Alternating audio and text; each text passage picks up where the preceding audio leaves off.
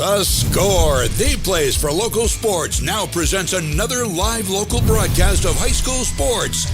No one does more live local play-by-play than The Score does. Local Sports on The Score is brought to you by Central Maine Community College. More than just a community college, over 40 academic degrees and certificates, and one of the lowest tuition rates in New England. Just go to cmcc.edu.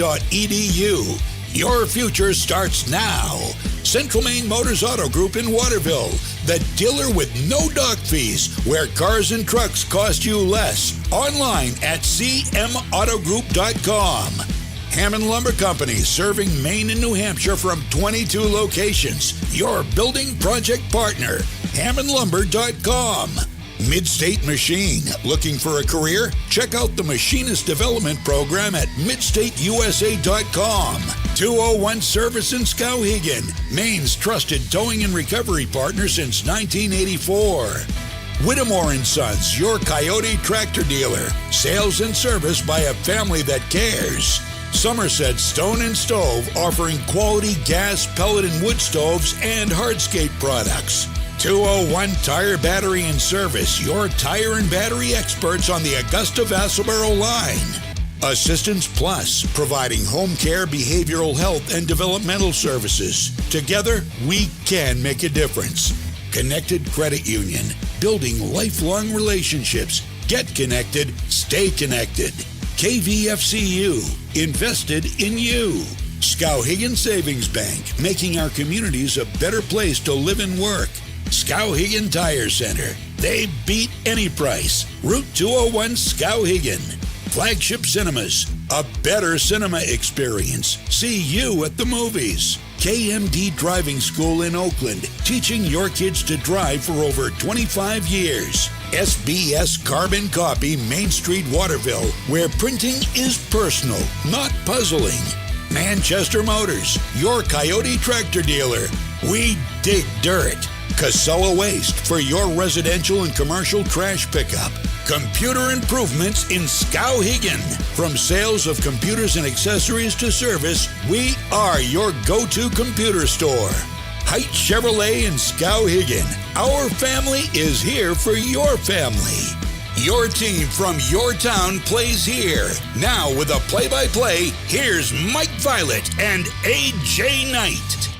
Tonight from Reggie Clark Memorial Field in Skowhegan, it is homecoming here in Skowvegas, and tonight the Skowhegan Riverhawks are hosting the Messalonskee Eagles here at Reggie Clark Field. Welcome to our broadcast. I'm Mike Violet. A.J. Knight is alongside. Mrs. A.J. Knight is doing our graphics and our computer work tonight. Mr. Logan Cameron is running our camera here tonight. We've got a 1-4 football team in the Skowhegan Riverhawks, a 2-3 football team in the Messalonskee Eagles. I want to address the 2-3 football team first, and the reason that they are 2-3 is not because of their offense, which I think you could go so far as to say has been prolific this year. They've scored pretty good. 27, 35, 34, and 28 points in games. One game, they scored 6. It's their defense. That's the reason that they're 2-3. They've given up 33, 34, 36, and 48 last week. They can't stop anybody, AJ. As I wrote down, they've given up at least 33 points in all but one game. They've played 5 games,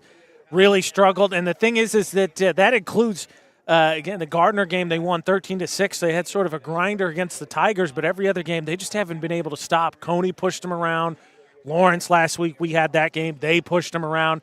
And then remember, that game, as you said, 20-point deficit, was 7 points at half with Messo getting the ball. Right. Preston Roy steals the ball, returns it for a touchdown. That's about all she wrote. It was. And meantime, the Skowhegan Riverhawks, on the other hand, pretty much their problem is they've had some defensive issues, but their offense isn't great either. A lot of issues with the offense. They've scored 21, then got shut out, then scored just 7. They won against Mount Blue, their only win. They scored 20 last week, only able to muster 6 points against the Gardner Tigers, a team that Messalonskee held to just 6 points. So they're their offense is a problem, but so is their defense. So we've got teams who are trying to get something fixed here tonight. For Messalonskee, it's the defense, and for Skowhegan, it's kind of both sides of the ball, the defense and the offense, and there would be no better night to fix it than on homecoming. Yeah, for sure. And I think for Skowhegan, you see flashes at times. We were here for the Lawrence game, and again, I remind everybody that game was 14-7 Lawrence going into the final quarter, and I think Skowhegan was really proud of that. And then Lawrence found its rushing attack a little bit. The Riverhawks turned the ball over, I think, 3 times in the fourth quarter, and then that lead balloons, and it looks uglier than I think it was. That, though, to me, gives a reason for optimism. The Riverhawks could potentially steal this one, I guess, if you would, with Messalonskee having the better record, because I think Messo's shown that on defense you can for sure push them around, and we'll see what Skowhegan can do containing Doucette. We've got some highlights we'll show you from this season. You're going to see a lot of number 7 breaking the pocket and running for a long distance. And he sure did that last week against Lawrence. He put 177 yards on the ground of rushing offense and basically can't be contained. When he decides he is going to get loose, he absolutely gets loose. He weaves in and out, around, and zigs and zags all over the place. And last week he did it to the tune of 177 yards, granted against a team in Lawrence that also has its own defensive issues as well. They last week put 48 points on the board, but Messo scored 28 points, and you know, AJ, that ought to win you most every game you play. Yeah, I think especially early in the season, I think that Messo wasn't maybe wanting to count on Doucette as much as they needed to. I think you've seen that transition, and he sort of is the straw that stirs the drink. Not he's the quarterback, but I think they've had some more hiccups in the passing game than they would like, even though we saw him hit a deep pass to Brunell, which you'll see in the highlights here coming up. But it's just he is a special player, and you want to protect him and keep him healthy. I get all that. But I think he has to be a focal point early on because I think that opens up everything else. We saw them run last week against Lawrence early in the game. They ran that flare-out screen a couple times, and then I think late in the second quarter, maybe early third, we saw him fake it to Brunell on the flare-out, the defense jump, and Hansen run right down the middle of the field. Should have been a 75-yard touchdown. Yeah. He doesn't make the catch. But, again, I think that comes from, again, Doucette establishing himself as a threat to suck the defense in to open up that passing game. Last week, Doucette accounting for 294 yards of total offense. He was 10 of 22, throwing for $117 and a touchdown, ran 11 times for 177, and also scored a touchdown. And there should be more diversity in the Messalonskee offense tonight. Landon Rancourt is back in the lineup in the backfield playing running back. That is going to help take some of the pressure off Tatum Doucette. Yeah, I think that also, too, one of the issues is we talked to Coach Doucette in our pregame discussion, talked about needing to be more physical, knowing Skowhegan defensively is going to blitz. They're really going to try and be physical at the point of the attack, offensively to really run the ball. Rancourt, I think, at least on that offensive Messalonskee defensive Skowhegan matchup, gives him a little bit of that physicality back. He can lower his shoulder. He can run through some tackles and take some of the pressure, like you said, off of Doucette having to carry so much offensive load. Yeah, and from Skowhegan's perspective, Brad Sear, in an email exchange with me this morning, said offensively, we need to control the pace of the game and play to our strength of running the ball effectively. They've got to do what Lawrence does, which is run the ball, use their bigger offensive line, and push Messalonskee off the line of scrimmage. That's a huge key in this game. Yeah, and I think, to me, that's one of the things I point to. I don't think it's not nothing to hang around with Lawrence for 3 quarters. Right. Defensively, you can talk about this year. Seems like the Bulldogs haven't been nearly as sharp as they were last year. But offensively, you know what Lawrence is. They're going to grind you down. And we saw against Skowhegan, they finally did grind the Riverhawks down. And DHB and Roy popped some runs, and they ended up making a much more comfortable victory out of it. I think Skowhegan can do potentially something similar to Messalonskee. And is going to want to, because the other thing, too, you talk about that offense that the Eagles have. A great way to stop them from scoring is to not let them be on the field. That's exactly right. He being Coach Sear, said obviously got to eliminate our own turnovers and force them. Messalonskee actually has a goal tonight of forcing 2 turnovers, according to Blair Doucette.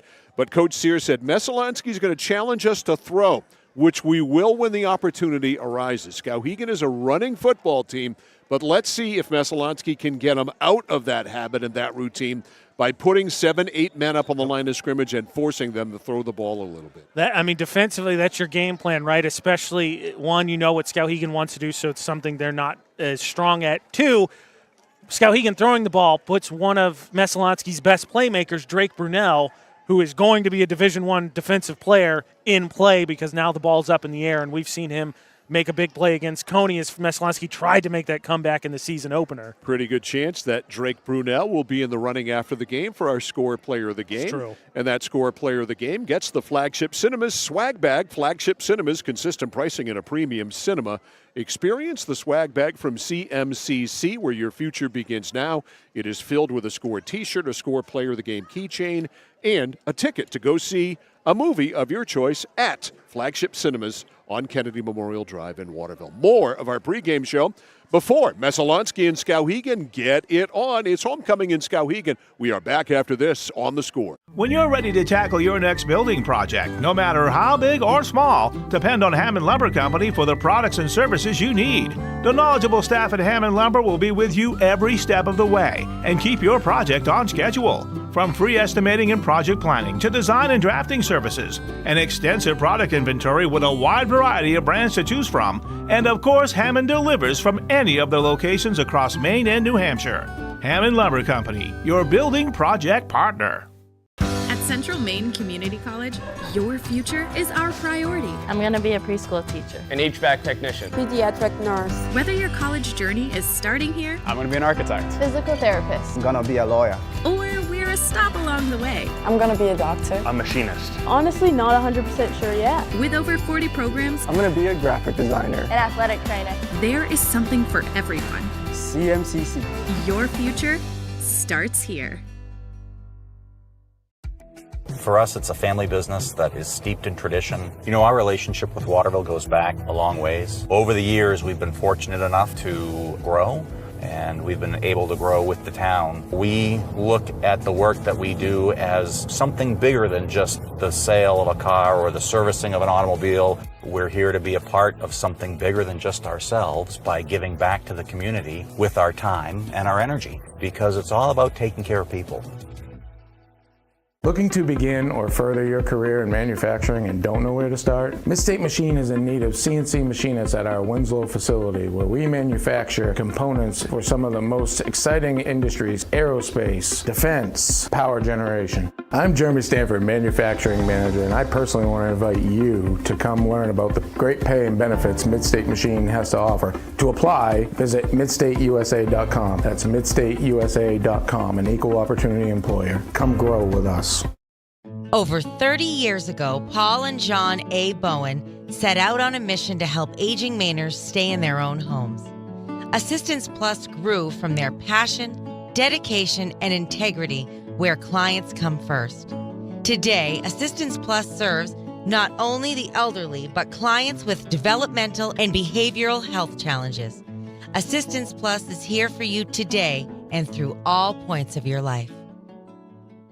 At Haight Chevrolet in Skowhegan, our family is here for your family. And our family has been providing affordable, reliable transportation to families in central and western Maine for 113 years. You don't have that kind of longevity in the car business without building strong, trusting relationships with customers from one generation to the next. Whether you're looking for a new or pre-owned, financing, or special incentives, your shopping experience is always stress-free at Haight Chevy. Haight Chevrolet on Madison Avenue as you turn into Skowhegan. You'll also find the Haight family of dealerships in Madison and Farmington.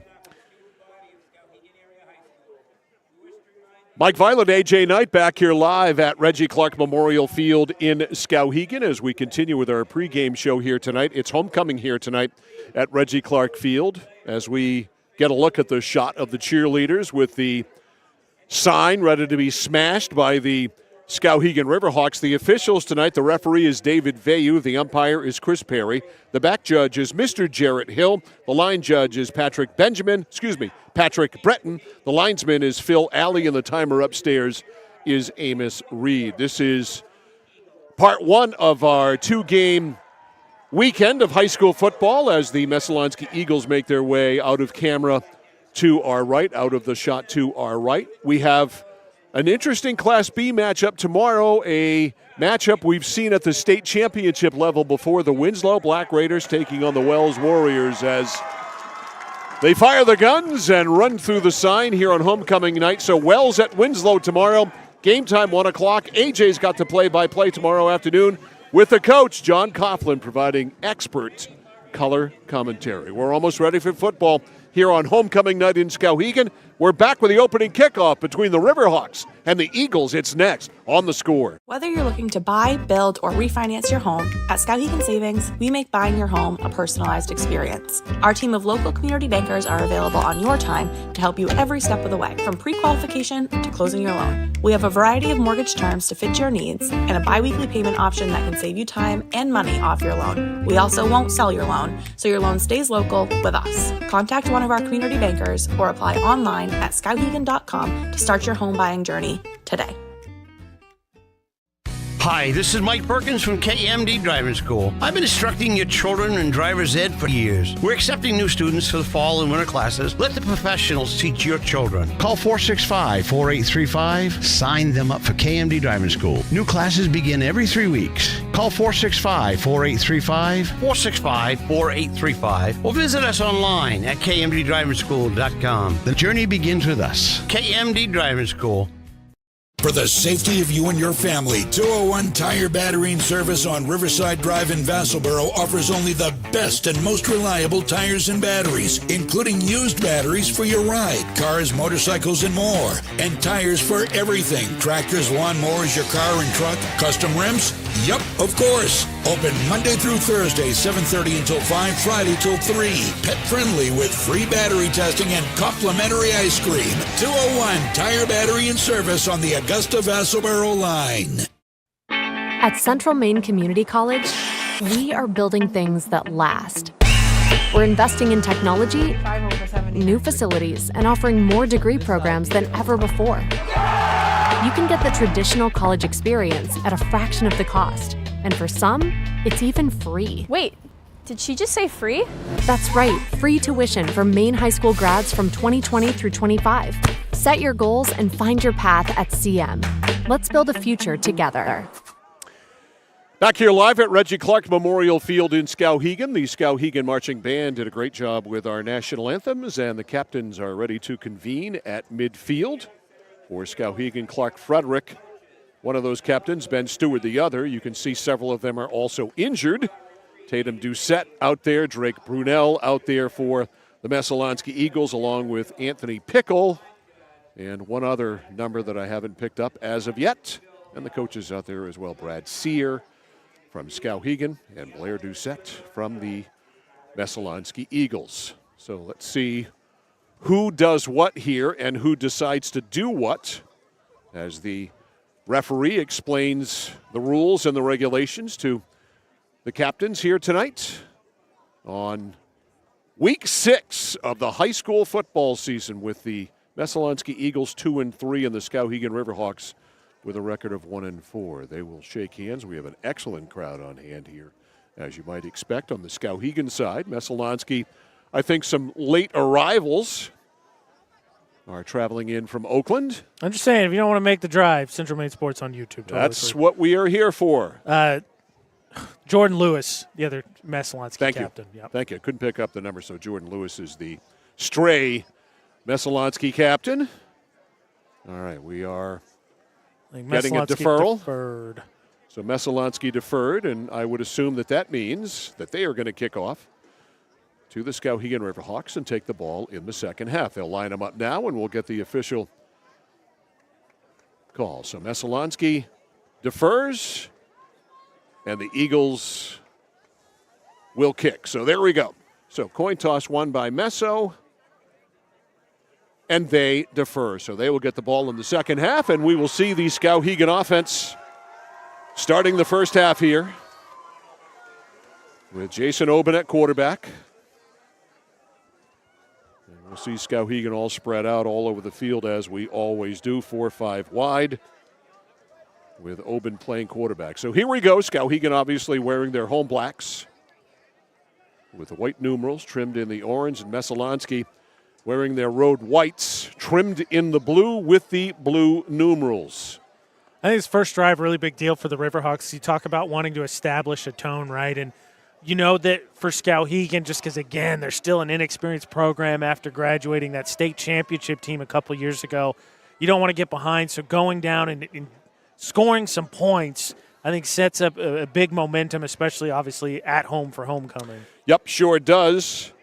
Back to return, Caden Pelletier, Darren Gilman. And they will return the kick here of Finn Minkle, one of the better placed kickers around. Had 2 field goals in a game a couple of weeks ago.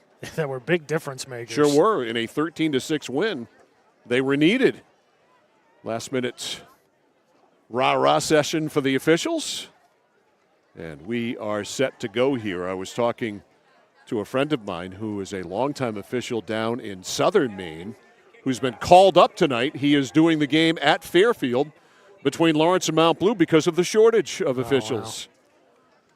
I'll tell him. I hope you wished him luck. If he's coming out of retirement, he might get a few calls he there. He still works half a dozen games or so. Say the Rowdies ain't going to be very forgiving. And he's in pretty good shape, although he is a Winslow guy. Oh, so no. There's that. Minkle ready to kick it off.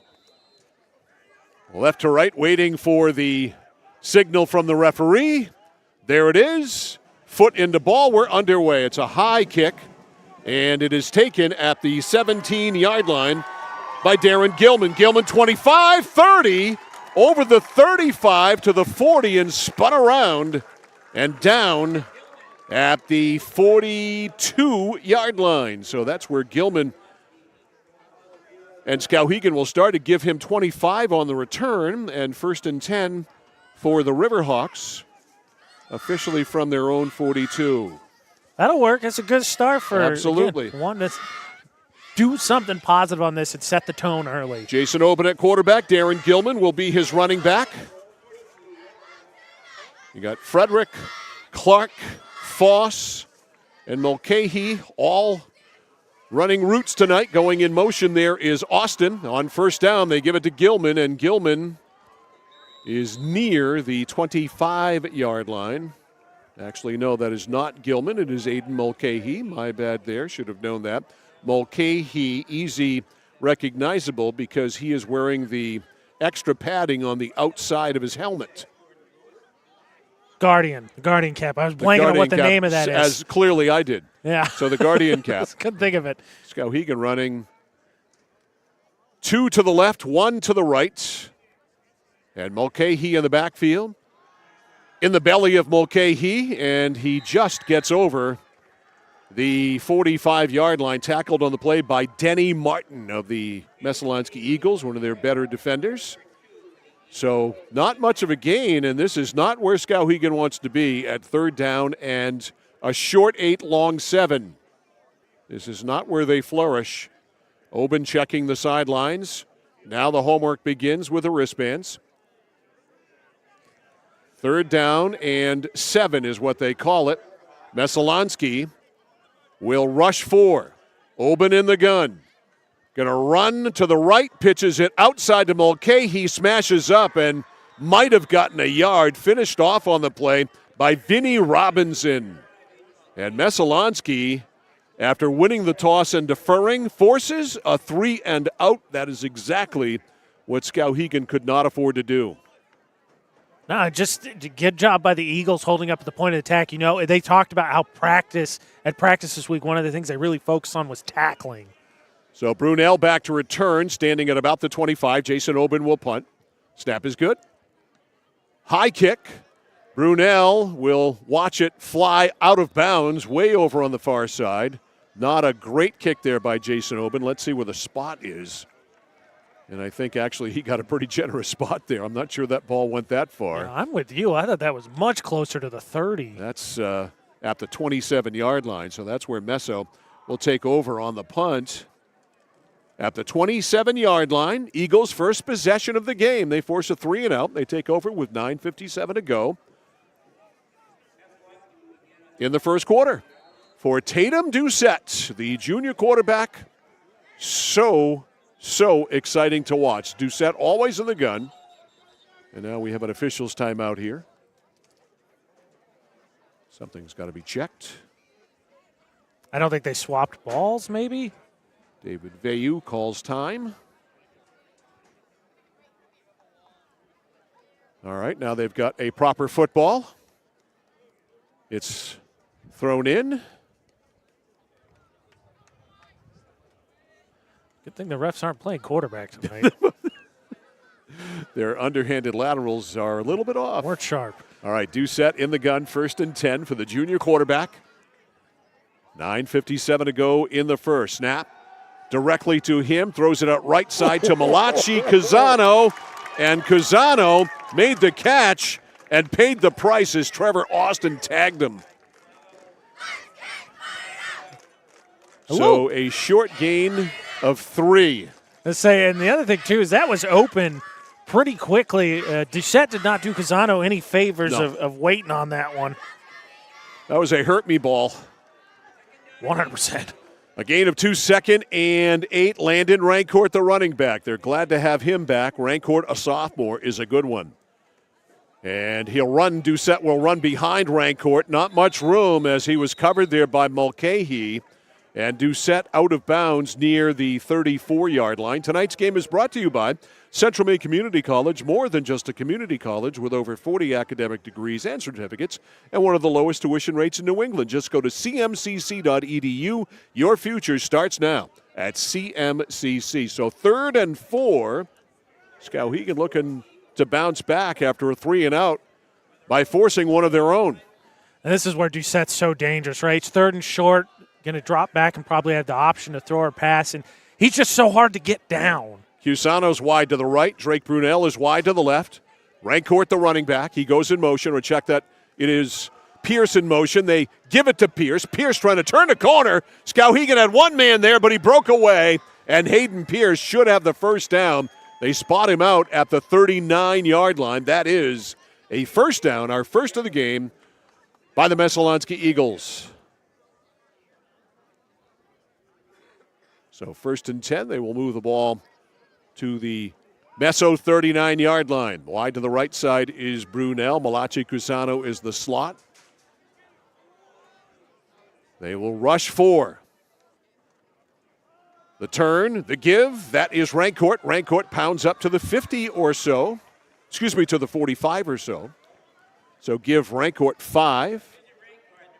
It'll be 2nd down and 5. Tomorrow it's Wells and Winslow. Many battles over the years between those two. They'll play at Poulin Field in Winslow, 1 o'clock tomorrow afternoon. Pregame 12:45 here on all of our platforms. CentralMaineSports.com, 1160thescore.com, our YouTube channel at Central Maine Sports. 2nd and 4. Ball just shy of the 45. Doucette going to keep. Doucette, everybody went for the fake. He's inside, first down, outside, back inside. Look at him go 20. Stops at the 15. Lets 2 or 3 go by. He's going to score. Wow. That is one of the greatest runs you will ever see. 55 yards, no flags. Tatum Doucette, absolutely dazzling. How about you see again there, hitting the brakes. Might have even been a face mask there against Skowhegan. Holy guacamole. A 55-yard jaunt by Tatum Doucette to make it 6-0, and Finn Minkle will attempt the extra point with Parker Doucette holding. What a marvelous run. We'll get another look at that in a sec. Whoops, there's a bad snap, so they won't get the 2. So they will settle for 6. We'll look at it after the break. 8:12 to go in the first. Messalonskee scores first on a great Doucette run. We'll come back and take a look at it after this. 6-0, Messalonskee over Skowhegan.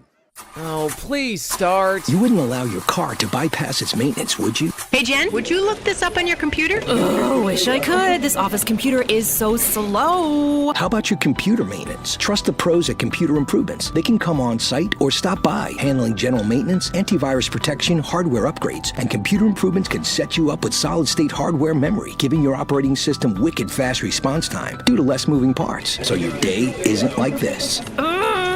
Contact Computer Improvements to schedule your service today. Computer Improvements, downtown Skowhegan. 8 minutes, 12 seconds to go in the first. A 55-yard run uncommonly beautiful by Tatum Doucette. We'll take a look at it here later on. Right now, Finn Minkle ready to kick off again for the third time in less than 4 minutes. Second time in less than 4 minutes. And back deep to return, Gilman and Pelletier. It is very short, and it will be Pelletier at the 20. It was a dead fish there, and everybody overran it. 25-30, 35-40. Nice return. And it is over midfield on the return by Caden Pelletier. So Skowhegan will start with good field position. It'll be 1st and 10 at the Meso 47. Let's look at that touchdown after we look at this kickoff return by Pelletier. Here is the Mid-State Machine replay of the touchdown run by Tatum Doucette. I don't think Skowhegan played bad defense. You see the stiff arm there, and then he hits the brakes, hits it again. 2 defenders go by, potentially a face mask there, and then he just splits the defense. You just can't do anything against that. That is almost undefensible, if I can coin that word. 1st and 10, they actually spotted him at the 46, so Skowhegan with great field position. 2 and 2 for Jason Aubin. Mulcahy is the running back, man in motion. And they give it to Mulcahy, breaks into the secondary 40, powers his way inside the 35. Great run by Aiden Mulcahy.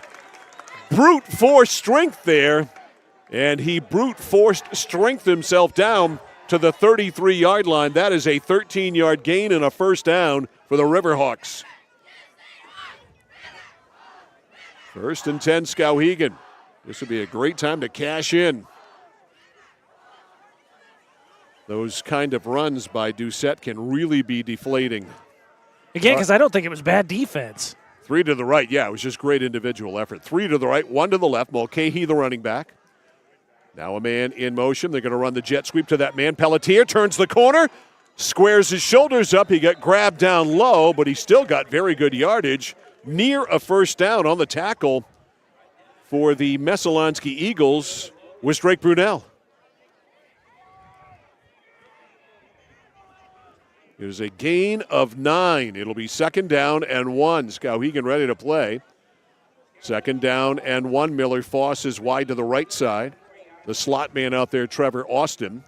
Wide to the left side is Clark Frederick. Aubin in the shotgun with Mulcahy right behind him. 2nd down and 1.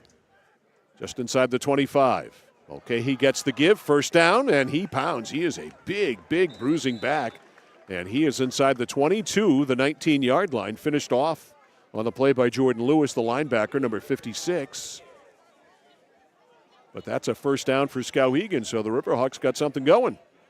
And again, I thought, we talked in the pregame, one of the things I thought Skowhegan could do was push Messalonskee around a little bit on offense. Challenge is going to be now you go 3 and out on the opening possession. Doucette's a threat to take it every time. You got to keep pace. All right, Aubin and company bring him out. Time to go to the wristbands. They do so in unison like a bunch of synchronized football players. You got to give me one, too, so I can tell you what's going on. All right. Gilman now is the running back.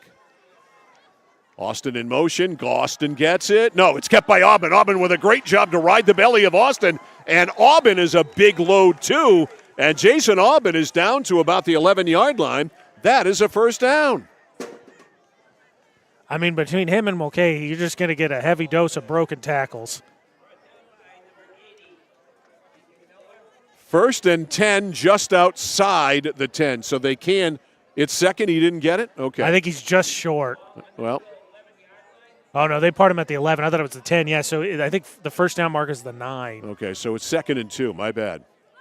I should look at the sticks. 2nd down and 2. Gilman is the running back. Austin goes in motion. Aubin gives it to Gilman, and he is stopped short. Morrison jumps up and makes the stop. Or check that Jordan Lewis jumps up and makes the stop, 56. And that'll be a loss on the play to Gilman. That was a real slow developer there. And it looked like he tried to run between that right guard and center, but it just nothing doing there. He tried to bounce, and by then he got knocked down. So Lewis with a nice stop on 2nd down. A loss of a yard, 3rd and 3. 3rd and 3 at about the 12. They need the 9 in order to get the first. 3rd down and 3. Messalonskee 6. Skowhegan nothing. Messo missing the extra point on a bad snap. Gilman, the running back, 2-2 for Jason Aubin. Austin in motion. The jet sweep to him. Austin turns the corner. He's in. Touchdown, but a flag is down. There is a flag down at the 10. He is into the end zone for the score on a jet sweep, but I do believe this will come back. And it will. Yeah. It is holding. I think you saw it right there on the edge. It's what gave him the corner. So the touchdown will not count. Take that off the board. And we will have a holding call marked off from the spot of the foul. Referee David Vayu with the official call. So the ball is backed up to the 19-yard line. So it's first and just over 10 at the 19. Excuse me, third. It's third. Yeah, it's still third. That's third and about, what is that? Because the ball's at the tail end of the ball is about the 20, so it's third and a really long 10. Yep. Third down and a really long 10. 4.5 to go in the first. 6-0 Meso. Aubin rides and finally hands it off to Mulcahy. Smash he goes down to about the 11-yard line on the tackle. It's Jordan Lewis yet again. All right, so it puts the ball at about the 11-yard line. It is 4th down and 3. So 4th and 3, big play here in the first quarter. 4th and 3, Skowhegan trying to answer the Messalonskee touchdown. 4th and 3. We'll call it the 12. 4th and 3 from the 12. 2 to the right, 2 to the left for now. They usually run motion. Mulcahy, the running back, right beside Jason Aubin, and we get a whistle and a timeout. Brad Sear wants to be sure. Can't blame him. 3:45 to go in the first. A big 4th down play. When we come back, the score, Messalonskee 6, Skowhegan nothing. You're watching and listening to high school football on The Score. Manchester Motors is your official Coyote tractor dealer. If you work the land, you just got to be a jack-of-all-trades type. There's just too much to do. So if you got to be a welder or a farmer or a ditch digger, that's just who you are that day. Then tomorrow, you can be somebody else.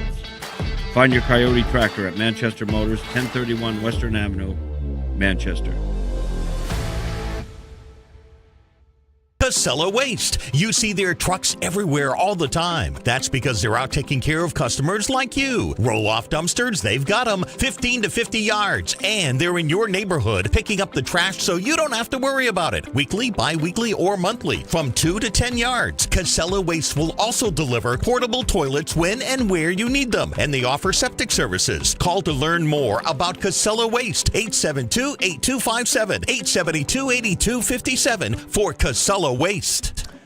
So Skowhegan coach Brad Sear takes a timeout, first used by either team here in this first quarter, first half. Let's see what he decides to do here on 4th and 3 at the 12-yard line of Messalonskee. The Eagles lead 6-0.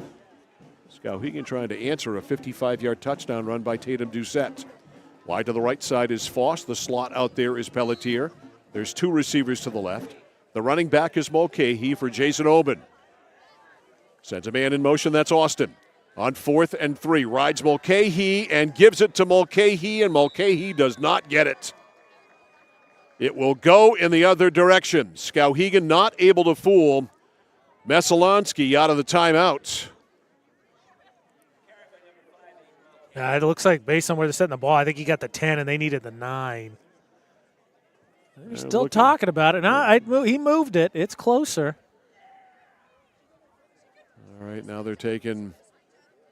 They're going to measure. Wow, I'm shocked. It just doesn't look that close to me. So David Vayu will stop the clock. 3:38 to go in the first quarter, and we will get our first measurement of the night as the chain gang comes on. Tonight's game brought to you by 201 Service, Skowhegan, Maine's trusted towing and recovery partner since 1984.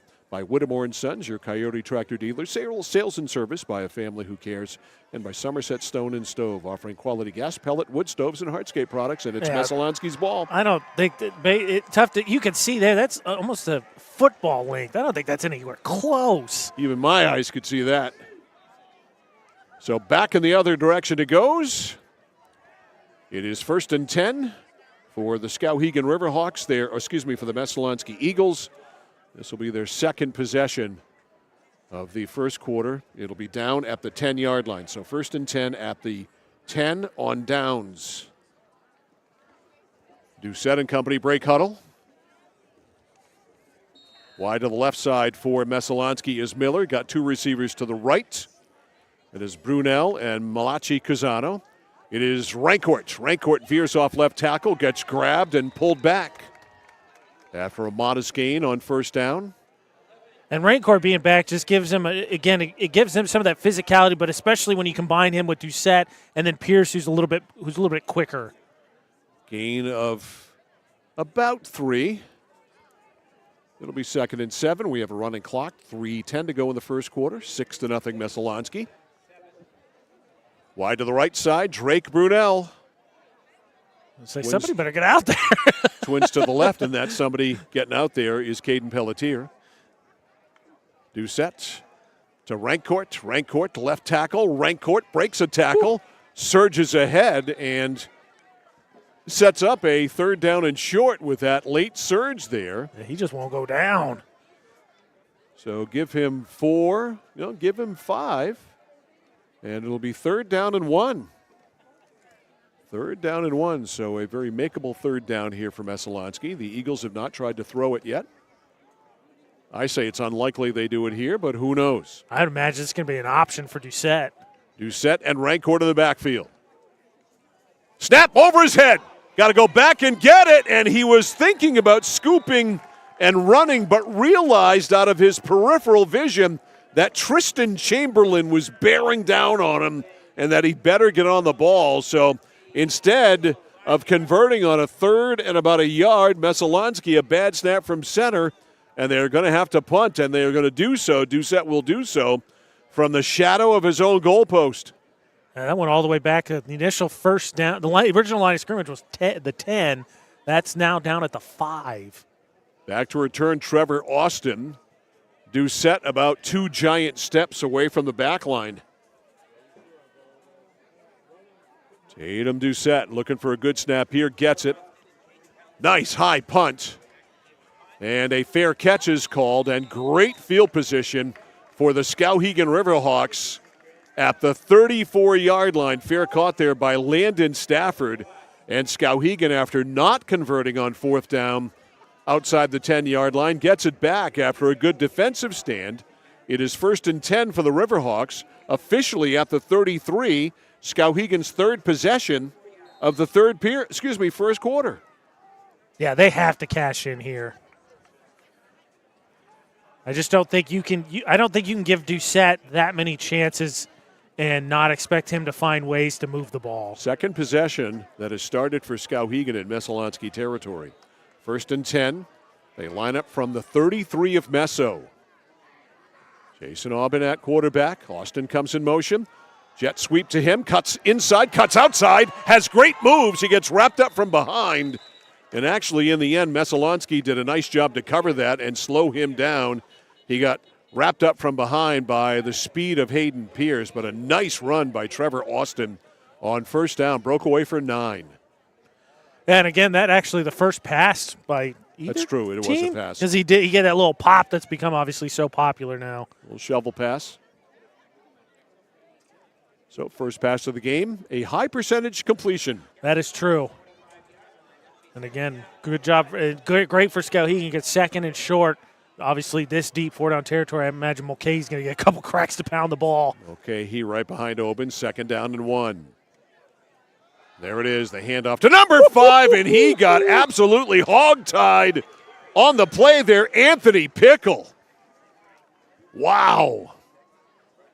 He was in the backfield right at the handoff. And 77 stopped him and threw him back for a loss of a yard, so it'll be 3rd and about 2. 17 seconds left in the first quarter, 6-0. Messalonskee in front. Hogtied is the exact accurate way to describe what happened in that. I thought so. You nailed it. That was the exact right choice of words in my opinion. All right, Skowhegan's going to let the clock run out. That is it for the first quarter. And our score at the end of one from homecoming night here at Reggie Clark Memorial Field in Skowhegan. The score, the Messalonskee Eagles 6, the Skowhegan Riverhawks 0. You're watching and listening to high school football on the place for local sports, Sports Radio 1160, WSKW, The Score. My dad's a real hero. Not like a superhero or anything. More like a regular dad kind of hero. Because every weekend, even when the weather's bad and it's super snowy, he always gets us there safe. They don't know how you do it. All they know is that you care. See Skowhegan Tire Center. They beat any price. Route 201, Skowhegan. Refi your ride at Connected Credit Union. Lower your current rate by as much as 1.5% and earn up to $300 cash back when you refinance your auto or recreational loan with us. This offer ends November 15th. Contact our loan team today for your best deal or apply online at connectedcreditunion.org. Get connected, stay connected. Federally insured by the NCUA. Member eligibility required. Consult with a loan officer for more information. Our first quarter breakdown presented by 201 Service in Skowhegan, Maine's trusted towing and recovery partner since 1984. In the first quarter, one touchdown, a 55-yard run by Tatum Doucette, finished off a 73-yard drive. Bad snap on the extra point attempt by Finn Minkle. 6-0 Messalonskee. Skowhegan now on its third possession of the first period. Our first quarter breakdown brought to you by 201 Service in Skowhegan. Skowhegan third down and about a yard. Oben turns, hands Mulcahy. Doesn't get much, but he didn't need much and probably squirted through to get enough. That head you see right there, great shot by Logan. The head ref coming in and pointing first down. Yeah, it looks like they had to get to the 23, and it looks like the ball just passed it. 1st and 10. They move the sticks. Skowhegan checking the wristbands. And it is 1st and 10 at about the 16-yard line. That's a guess on my part. Boy, the lights here. Tough to see. 1st and 10, Oben. Mulcahy, the running back. He's going to run the option with him. Cuts inside, and Jason Oben is inside the 10. No, it was the line 20. of scrimmage. Yeah, I was going to say the line of scrimmage should have been, I think, about the 23. Yep, okay. Apologies. It's not tough angle. The lights are tough, That and too. the numbers are not really easy to see for me either. Boy, these old eyes. 2nd down and 7. The line of scrimmage now looks like at about the 18. So 2nd down and 7. Running clock here, 10:50 to go in the first half. 6-0, Skowhegan trying to answer the touchdown that was scored by Tatum Doucette. Austin jet sweep, no, play fake. Aubin going to throw. Flips it out on the flat to Mulcahy. Well defended there by the Messalonskee Eagles. Flying through, making the tackle for Messo. Vinnie Robinson, number 58, kind of blew that play up. Again, line of scrimmage, I think, was about the 19, and the line of scrimmage now is about the 19. Yeah, so little or nothing. So 3rd down, and certainly 2-down territory for Skowhegan. 3rd down and 7 from the 19. Wide to the left side, Foss. The slot man out there is Caden Pelletier. 2 receivers to the right. Wide to the right for Skowhegan is Clark Frederick. The slot man is Austin. Okay, he will line up behind Jason Aubin. Messalonskee, pretty tight formation defensively. Everybody's up except one. Man in motion, dropped off there. It is Austin. Austin, that little shovel pass around the corner, got some good yardage there before Hayden Pierce turned that play inside. And it is going to set up a 4th down yet again at about a yard. 4th and a yard from the 12. So already in this game, we've had several key 4th down plays. Wide to the right side, Miller Foss. Austin is check that. Pelletier is the slot.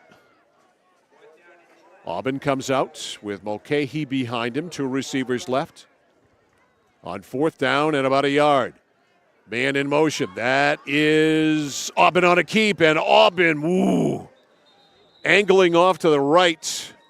Eventually ending up trying to run over right tackle, and Not much of a hole filled by Vinnie Robinson again, also up to help out Aiden Pierce. Didn't need much, didn't get much. And they're going to say it is a first down. Yeah, he only needed about a yard. Like you said, wasn't much there, but that head ref pointed immediately and saying run the clock. So Skowhegan with a key conversion on 4th and short. So 1st and 10 at the 11. 1st and 10 at the 11 for Skowhegan. Down 6-0. He needed one, and he got one. Got a good, firm, square 1 yard. You'd like to think Skowhegan, right, in those situations between Aubin and Mulcahy, you got some big boys that ought to be able to get you one. All right, Aubin all by himself. Mulcahy is slot right. Aubin going to throw it, flings it out there. Inside, it is caught. Turning upfield is Miller Foss, and he almost took it in. Miller Foss just caught that flat pass and turned it inside. They actually spot him out back up a few yards as he stepped out of bounds. So Foss picks up 6. It'll be 2nd down and 4 for a first down.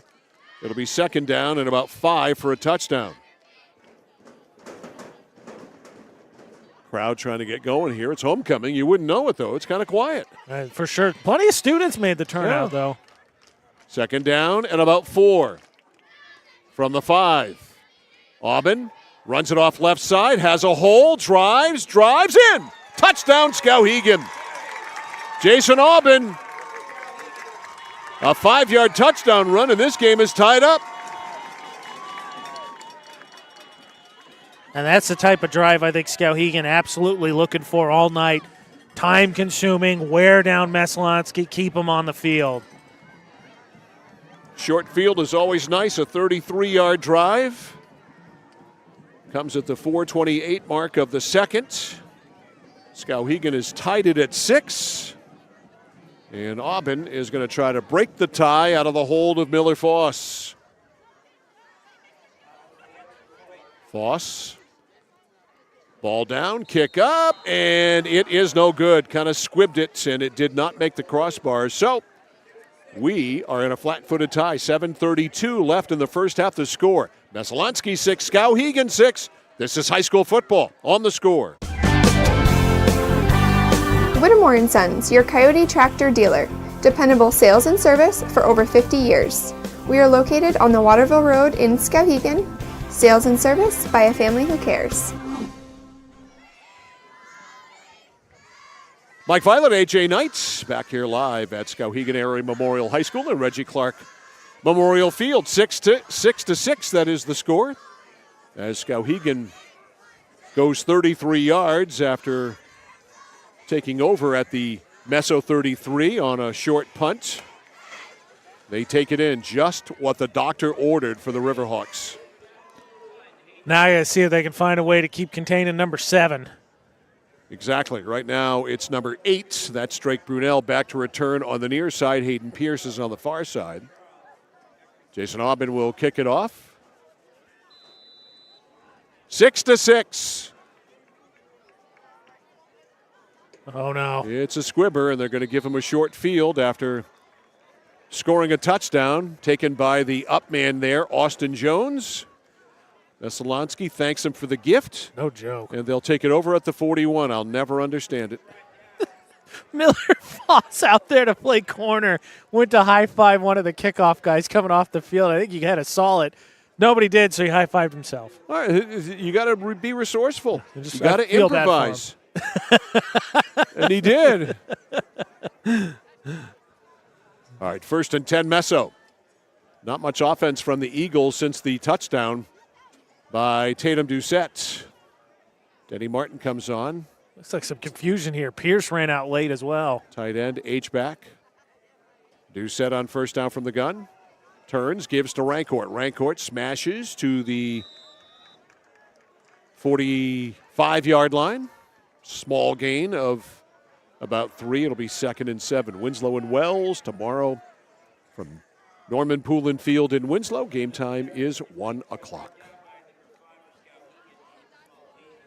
Give him 4, 2nd and 6. Wide to the left side, Miller.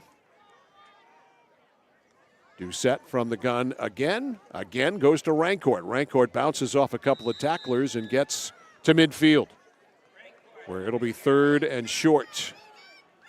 Darren Gilman on the stop for Skowhegan. Also in there was Aiden McKenna. So 3rd and 1, a running clock, 6:40 to go in the first half, 6-6. Nothing to choose between these two. Already some chirping going on between the two as well. Doucette going to keep it on the ground to Rancourt. Nowhere to go there. Jamison Shanowski with a tackle as big as his name. Actually going to get, I think they knocked Rancourt back a yard. So Shanowski, number 76. My dad called a name like that. You see it in hockey, right? Those European players will have 55 constants. Eye chart. There you go. That works. All right, Doucette, 3 to the right, 2 to the left. He's all by his lonesome in the backfield. Here is Doucette. He dropped the ball, picks it up. He squirts ahead. Wow. Did he get enough? Did he get enough? Sure looks like it. On the spot, we're almost right on it. In fact, our camera and Logan are almost right on it, and it is a first down. That looked like it was, he was going to sneak it and just didn't get a clean one, and then he just sort of dove forward. I think he got about 1.5 yards extra. So Doucette gets the first. It's in Skowhegan real estate now, 1st and 10 from the Riverhawks 47-yard line. 5.5 to go in the first half, 6-6. Doucette with Rancourt. Trips right, 1 left. Skowhegan will rush 4. Doucette going to throw it. Going to throw it long. No, he brings it back. Chased by Shanowski. Shanowski caught him. Jamison Shanowski did it again. A sack for Shanowski of Tatum Doucette. Back to midfield. Credit to him. That doesn't happen too often. He's tough to get hands on.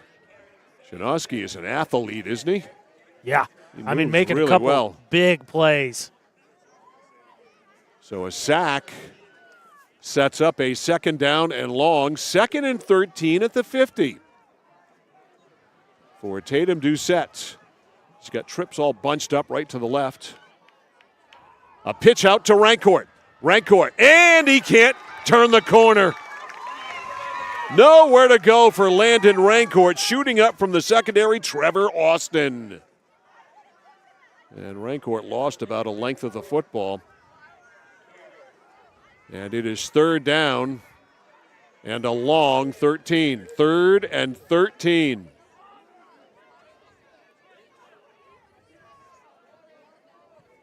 Six to 6. Miller wide to the left. Brunel wide to the right. Rancourt bodyguarding Doucette to his left. Fake pitch to him, rolls right. Sets up, looks, nobody open. Tries to get outside, a handful of jersey. It isn't going to happen. Thomas Hebert, big number 59, had a big old handful of number 7's jersey, and he wouldn't let go. That was a great sack and a great sequence defensively for Skowhegan. What a great play. Shanowski on that series and Hebert were all world. And I think you saw the effect of that. Doucette looking real quick to try and get out of the grasp as he loses 14 on that. Austin back to return the punt. It is 4th and 27. He'll be lucky to be able to punt it as far as they need for the first down. No joke. So Doucette will get rid of it at about the 25. Austin standing at the 30. Denny Martin, the blocking back. Snap is good. Pretty good punt. Austin at the 27. Goes left to the 30. Austin head down, rolled out of bounds at the 36-yard line. All in all, a pretty good punt there by Tatum Doucette. 36 yards and a 7-yard return. And it'll be 1st and 10. They'll spot the ball at the 36. Well, thus far, Skowhegan's done in this almost first half what a lot of teams have not been able to. Keep Tatum Doucette in the pocket and knock him down. Absolutely. Knock him down is key. That never happens. No, he had 2 carries for 59 yards because he had that 55-yard touchdown rush. Since then, he lost 4, gained 4, lost 3, lost 14. Excuse me, lost 13, gained 4, lost 3, lost 14. All right, 1st and 10, Skowhegan from their own 36 in a 6-6 ball game. 2:43 to go in the first half. They've got all of their timeouts. Aubin in the gun all alone. Aubin going to run it out of that formation. Of course he is. Banks to the 40, to the 45, to midfield, and more. Jason Aubin looking like Tatum Doucette there. Broke over midfield, and all of a sudden, it was open down the sideline. He's down to the 45-yard line. 35-yard line. Check that. 29 yards. So Aubin busts free for 29, and Skowhegan in business. Jason Aubin in the shotgun. Again, all alone in the backfield. 1st and 10 from the 35. Play fake to Mulcahy. Loads it up. Right side. Throws. It's caught.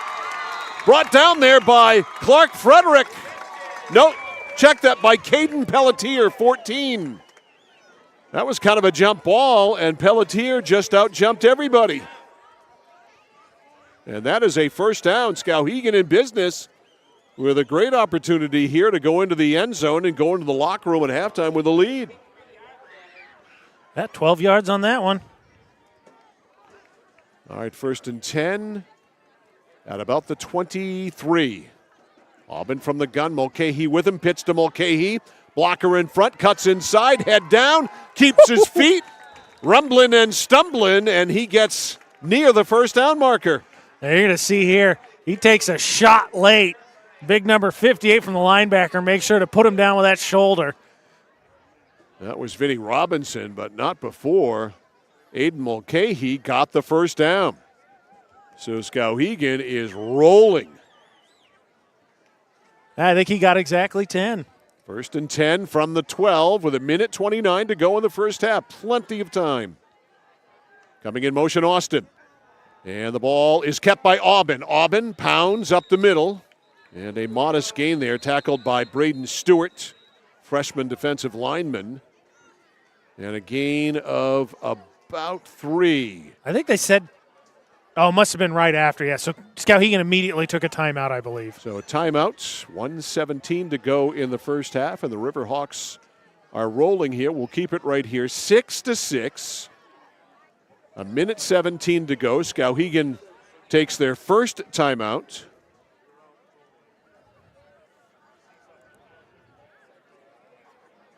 And let's see what Brad Sear, with plenty of time to work with here. There's no need to panic or do anything out of the ordinary or out of what works for you.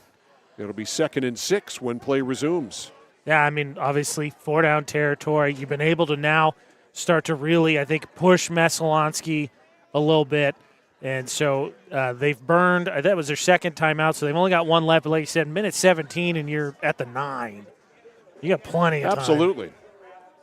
You got plenty of time to run your offense and use your best plays here, your best 3 or 4 plays, whatever you need to get, 8 yards? I think it's 2nd and 6. It's 2nd and 6. I think the nose of the football just at the 9. All right, so just at the 9, just inside the 10 to the 9. 2nd down and 6. Wide to the right side is Clark Frederick. Wide to the left side, Miller Foss. Running back Mulcahy to the right of Aubin. Got 3 receivers to the left, including Pelletier. And it is handed off to Mulcahy. He tries to turn the corner. He sort of did. He squared up. Then he got tackled. He might have the first down. Needs to be closer. I think there was that sure looked like a horse collar to me. Time is called. Skowhegan takes their last time out. I'm surprised that they decided to do that there.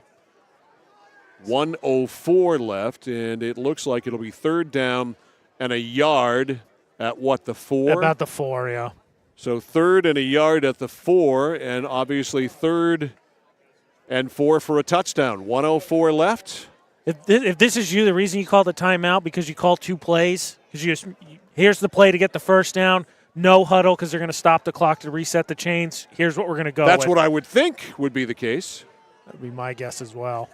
I got to think potentially I could see Mulcahy maybe on this one to pound up for a yard, and I got to think you're going to give Oben the option on the second play if you do call 2 in a row.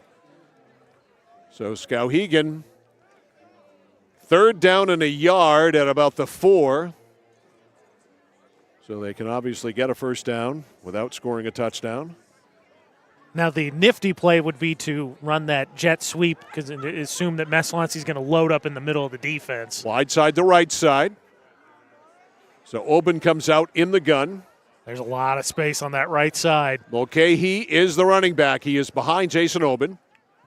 Frederick is to the right.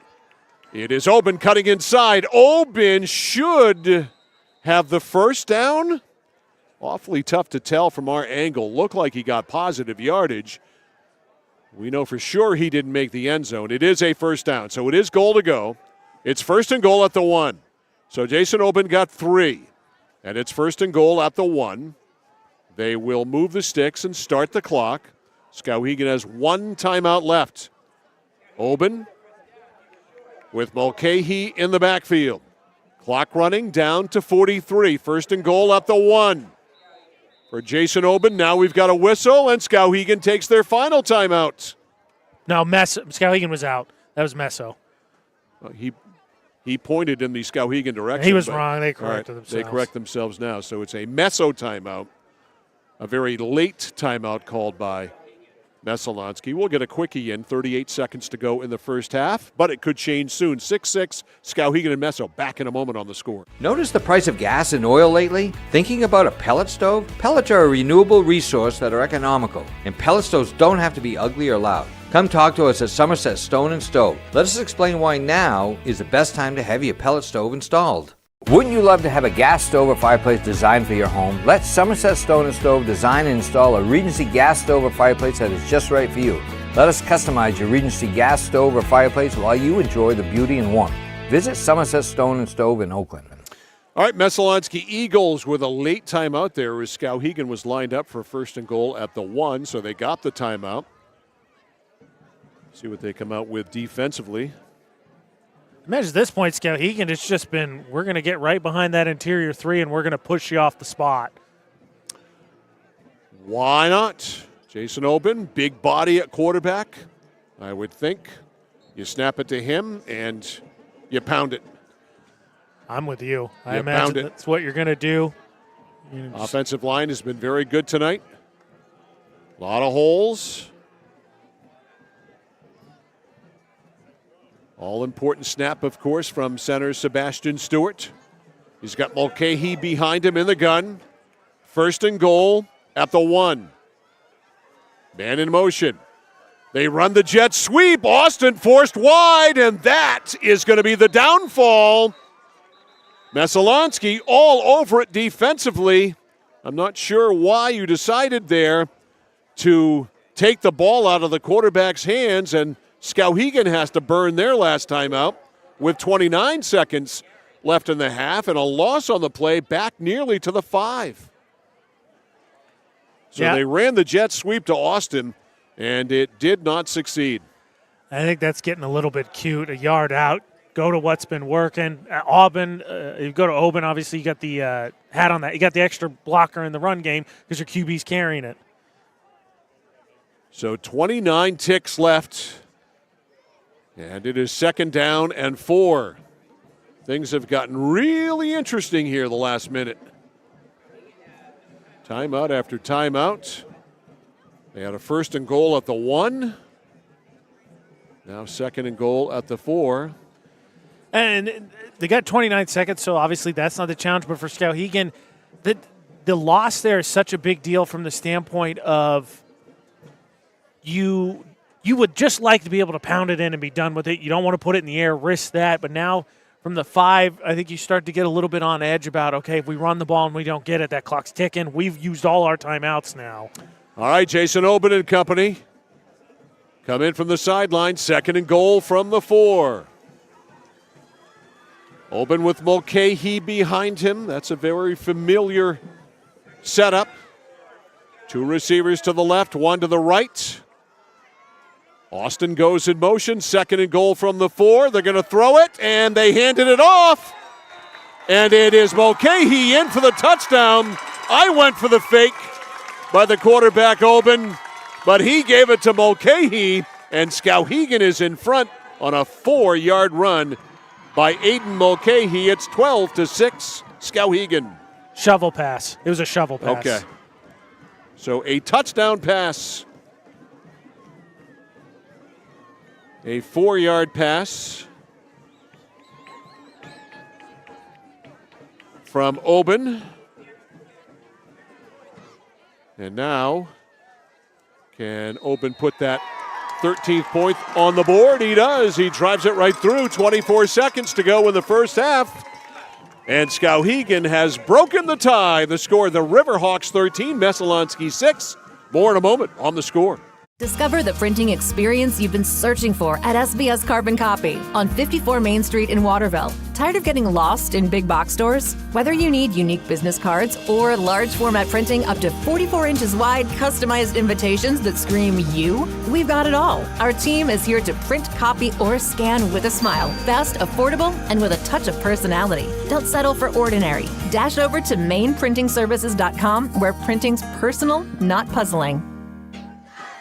All right, the Messalonskee Eagles behind for the first time tonight. 24 seconds to go in the first half. Jason Oben will kick off.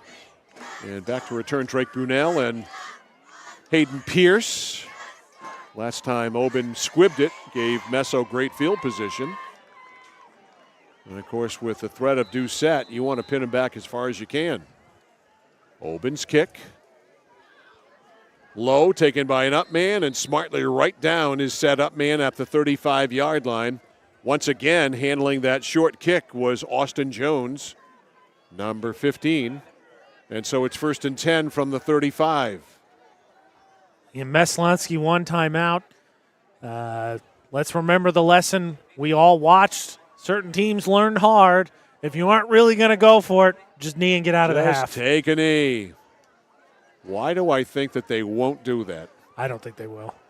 Not with a weapon like Doucette back there. 1st and 10 from the 35. Down in distance don't mean much here with 21 seconds to go. Let's see what Doucette does. Sends Miller to the left. Malachi Cusano to the right. Brunel a slot out there.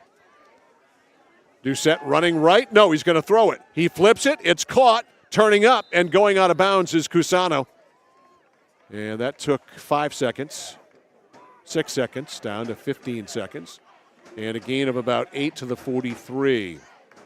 So maybe you run one more sideline route like that. Messo still does have a timeout in their pocket. Right. One more sideline route like that and maybe take a shot at the end zone. By the way, that was only the second pass from Doucette in this first half. He's 2 for 2. I'd like to see him throw it more. And it seemed like they went to Raincourt a little bit. We'll get into it at halftime. We'll get into it at halftime. 2nd down and 2. Trips left, 1 right. Doucette in the gun. Back to throw. Has plenty of time. Now flush from the pocket. Now is going to run. Breaks a tackle. Caught from behind with 7 seconds to go. And for Skowhegan on the tackle, Thomas Hebert, he sacked him before. That is a 1st down. They're going to move the sticks, but they'll start the clock as soon as the sticks are set. And did Messalonskee take their final timeout? I believe they did, yes. So the Eagles have taken their final timeout. And so it will be 1st and 51. True. You got 6 seconds here. With Doucette, the option, he's always a threat to move around, extend. But I think you see him, those sacks starting to get to him. He's getting a little jumpy in the pocket. I think he's looking to roll out a little bit too early. He was a little jumpy there. He still was not being threatened, in my view. If you're Skowhegan, you have to find number 8 specifically on this. You just can't let anybody get behind you. It's that simple. That for sure, but Brunel is going to be who he's looking for. So 1st and 10 from the 49-yard line. Doucette all by himself. It should be the final play of the half, barring a defensive penalty. Back to throw. Doucette looks, steps up, looks. He'd better get rid of it or run, one or the other. He's going to fire it down there. May as well take a shot. And it is knocked down on the play by Pelletier, just the way you should.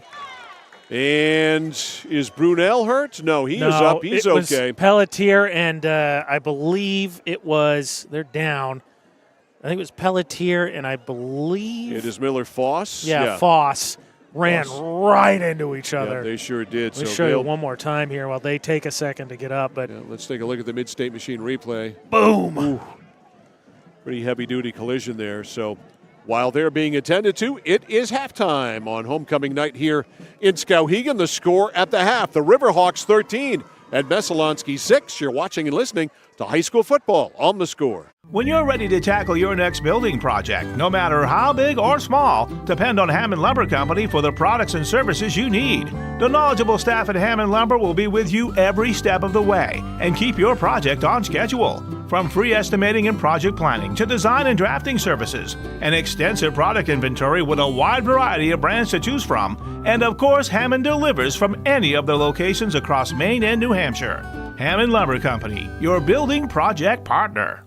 At Central Maine Community College, your future is our priority. I'm going to be a preschool teacher, an HVAC technician, pediatric nurse. Whether your college journey is starting here, I'm going to be an architect, physical therapist, I'm going to be a lawyer, or we're a stop along the way. I'm going to be a doctor, a machinist. Honestly, not 100% sure yet. With over 40 programs, I'm going to be a graphic designer, an athletic trainer. There is something for everyone. CMCC. Your future starts here. For us, it's a family business that is steeped in tradition. You know, our relationship with Waterville goes back a long ways. Over the years, we've been fortunate enough to grow, and we've been able to grow with the town. We look at the work that we do as something bigger than just the sale of a car or the servicing of an automobile. We're here to be a part of something bigger than just ourselves by giving back to the community with our time and our energy, because it's all about taking care of people. Looking to begin or further your career in manufacturing and don't know where to start? Mid-State Machine is in need of CNC machinists at our Winslow facility, where we manufacture components for some of the most exciting industries: aerospace, defense, power generation. I'm Jeremy Stanford, manufacturing manager, and I personally want to invite you to come learn about the great pay and benefits Mid-State Machine has to offer. To apply, visit midstateusa.com. That's midstateusa.com, an equal opportunity employer. Come grow with us. Mike Violet, AJ Knight back here live at Reggie Clark Memorial Field in Skowhegan. Time for our second quarter breakdown. It's brought to you by 201 Service, Skowhegan, Maine's trusted towing and tire recovery partner since 1984. In the second quarter, 2 touchdowns, both of them owned by the Skowhegan Riverhawks. The first one came as a result of a short field. Messalonskee backed up, and Tatum Doucette punted from a couple of yards shy of his own end zone, and Skowhegan took over at the 33. They took it right down the field. Jason Oben, a 5-yard touchdown run. The kick was the kick was wide right. So 6-6 after that. And then the Riverhawks scored late in the first half as they go down the field.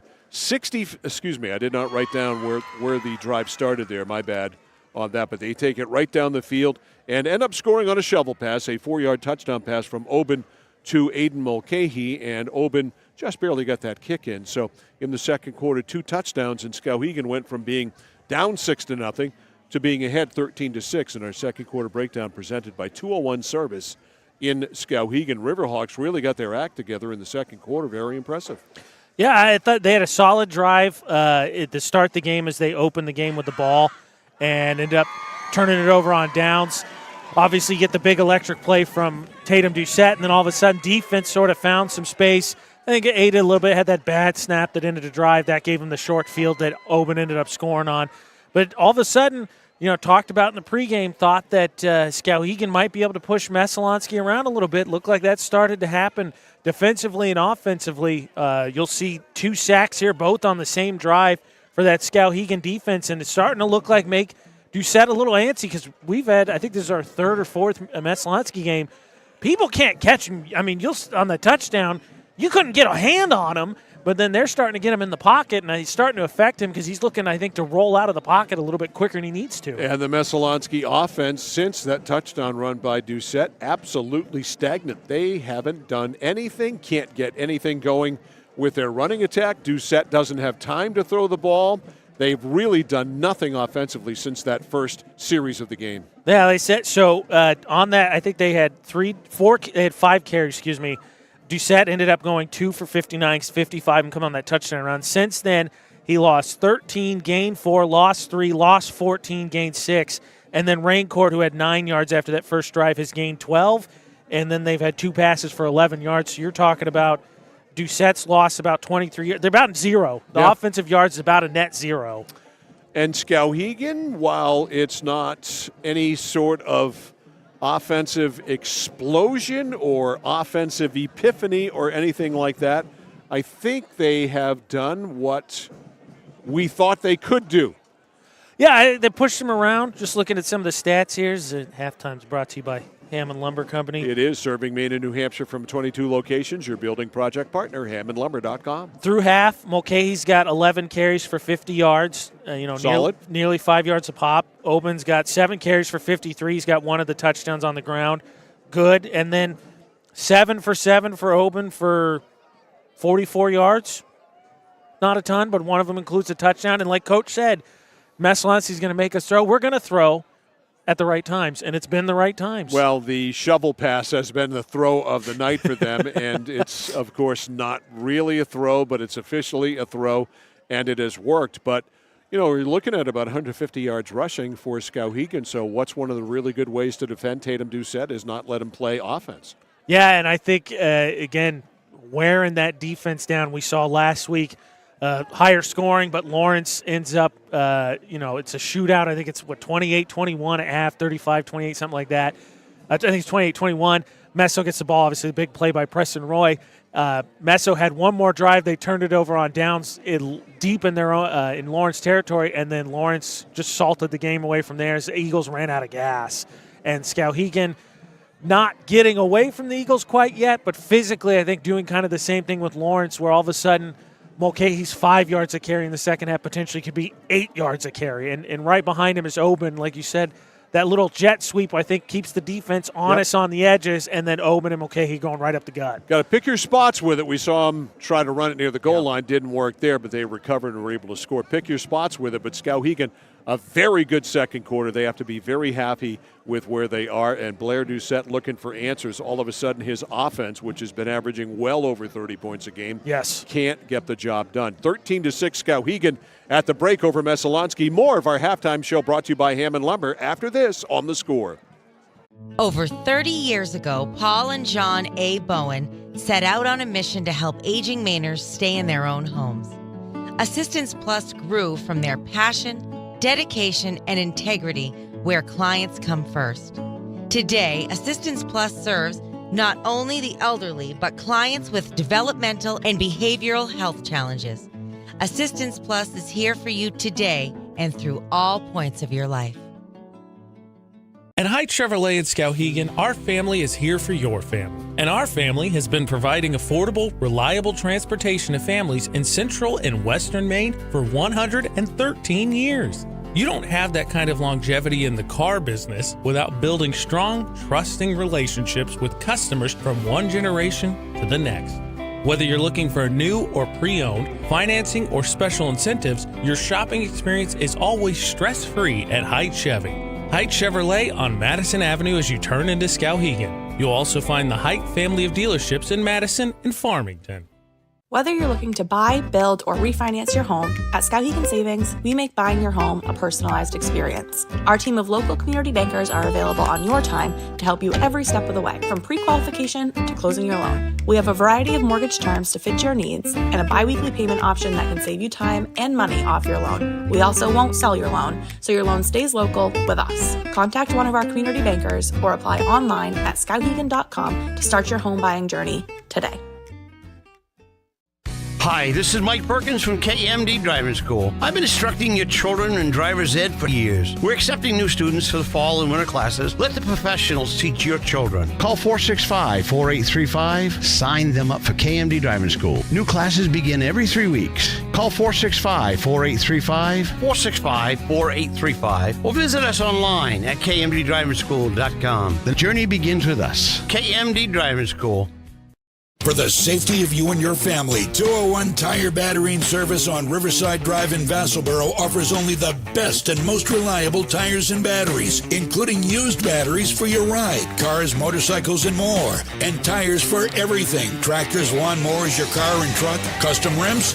Yup, of course. Open Monday through Thursday, 7:30 until 5, Friday till 3. Pet friendly with free battery testing and complimentary ice cream. 201 Tire Battery and Service on the Augusta Vassalboro line.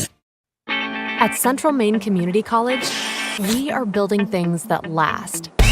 We're investing in technology, new facilities, and offering more degree programs than ever before. You can get the traditional college experience at a fraction of the cost. And for some, it's even free. Wait, did she just say free? That's right, free tuition for Maine high school grads from 2020 through 25. Set your goals and find your path at CM. Let's build a future together. Oh, please start. You wouldn't allow your car to bypass its maintenance, would you? Hey, Jen, would you look this up on your computer? Oh, wish I could. This office computer is so slow. How about your computer maintenance? Trust the pros at Computer Improvements. They can come on site or stop by, handling general maintenance, antivirus protection, hardware upgrades. And Computer Improvements can set you up with solid-state hardware memory, giving your operating system wicked fast response time due to less moving parts. So your day isn't like this. Contact Computer Improvements to schedule your service today. Computer Improvements, downtown Skowhegan. Manchester Motors is your official Coyote tractor dealer. If you work the land, you just got to be a jack of all trades type. There's just too much to do. So if you got to be a welder or a farmer or a ditch digger, that's just who you are that day. Then tomorrow, you can be somebody else. Find your Coyote tractor at Manchester Motors, 1031 Western Avenue, Manchester.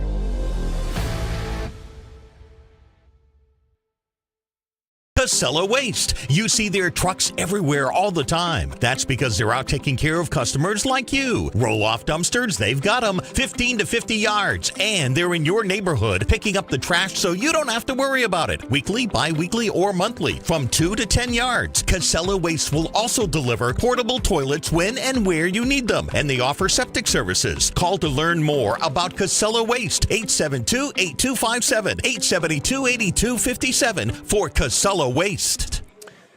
Mike Violet, AJ Knight, our score crew back here live at Reggie Clark Memorial Field in Skowhegan. Halftime tonight. It's homecoming tonight as well, and the homecoming crowd happy through the first half. 13-6 Skowhegan on top. We were talking during the break, and you referenced it early on in halftime.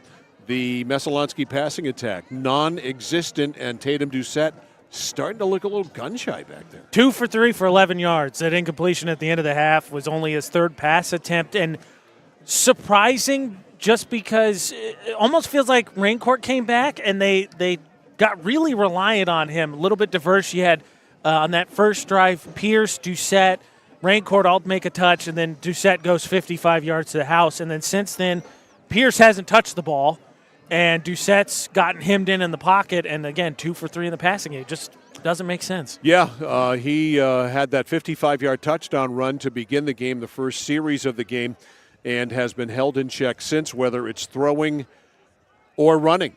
Just not there, and a great pass rush by the Skowhegan Riverhawks have gotten him out of his game, and he looks a little antsy back there in the pocket, looks more prone to run quicker, pulling the trigger on giving up on the pass. Yeah.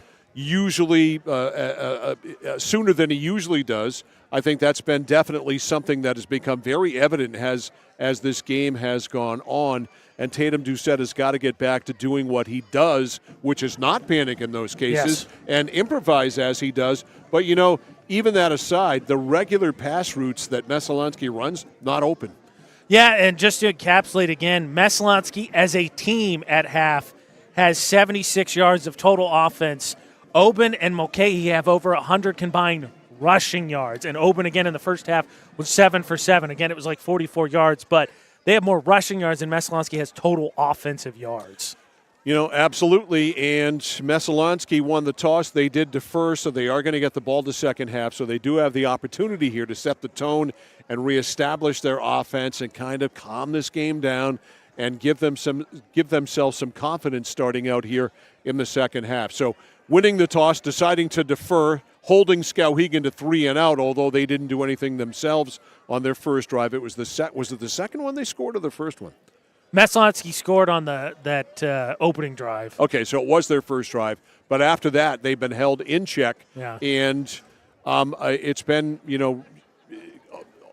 almost stunning to see because they've scored points other than the Gardner game. This team's been scoring 30-plus points a game. Yeah, and again, as I said, credit to Skowhegan and a little bit, I think, also wonderment with what's going on with Messo. We have not seen anyone, I guess you could say, rattled, maybe too strong of a word, but like you said, Doucette, his eyes aren't downfield. That's right. The best way I could describe it. As opposed to keeping his eyes downfield, he's quickly dropping to the pass rush and looking to bounce outside. And it's in several cases, he's actually run himself into pressure because if he steps up, then I think he had a little bit more time. And we haven't seen anybody do that. I mean, Lawrence ended up dominating that game, but you talk about it was 177 yards or whatever for Doucette. They couldn't stop him. They just were able to kind of wear down the defense and take the control and kind of run away with it. Before the second half starts, Crabtree points in Class B North. Falmouth, number 1, clearly undefeated, 5-0. And then Coney is at 3-2. Lawrence is at 3-2. Gardner also at 3-2. Then Messo at 2-3. Skowhegan and Mount Blue are 1-4. So right now, Falmouth with 146 total Crabtree points. That's 34 more than the Coney Rams have. And then next up, it's Lawrence at 100 Crabtree points. So they're 12 behind the Coney Rams. Then 96 for Gardner. So the Tigers are right there. 92 for Messalonskee, 76 for Skowhegan, 66 for Mount Blue. I have no idea what any of that all means, but it sounded good, didn't it? There's a ranking. We know that. Someone has ranked them 1 to 7. Exactly. That's why I read it. All right, Skowhegan, ready to kick off. Messalonskee won the opening toss, deferred. So Skowhegan will kick off to Messo here in the second half. We'll say for homecoming, Messalonskee fans more so showed up in our poll as we come into the second half. It did trend down. It's about 2/3. It's 60% Eagle fans right now. But Skowhegan fans may be here. But that's not to say you can't turn on your phone and listen to the velvety smooth pipes of Mike Violet while you watch the game. All right, back to return on the far side for the Messalonskee Eagles, Hayden Pierce. On the near side, it's Malachi Casano. And it's Jason Oben ready to kick off. 13-6. Skowhegan with the lead as we start the second half. Oben foot into ball. A high, short kick. That is a free ball. Did they get on it or not? Did Skowhegan get on it or not? They did. And how about that? Wait a minute. No, just before you looked at the officials, that far official on the near side pointed in the wrong direction, and then he pointed in the right direction. So was it an accidental onside kick? I don't know. All I do know is Skowhegan has the ball 1st and 10 at the Messo 43. Woo! Even accidental or not, right? Skowhegan, you get credit for it. All right, so now do we have an injured player or what? There's an injured player down that we can't see.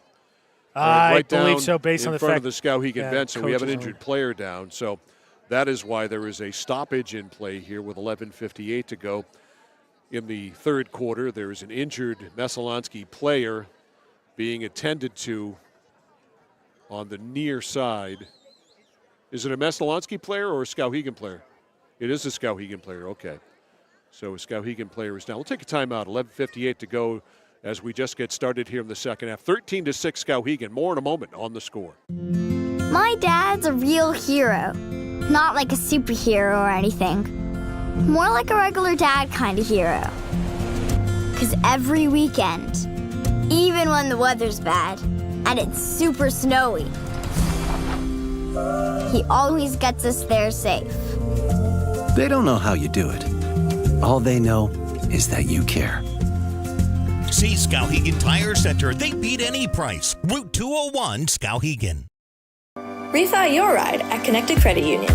Lower your current rate by as much as 1.5% and earn up to $300 cash back when you refinance your auto or recreational loan with us. This offer ends November 15th. Contact our loan team today for your best deal or apply online at connectedcreditunion.org. Get connected, stay connected.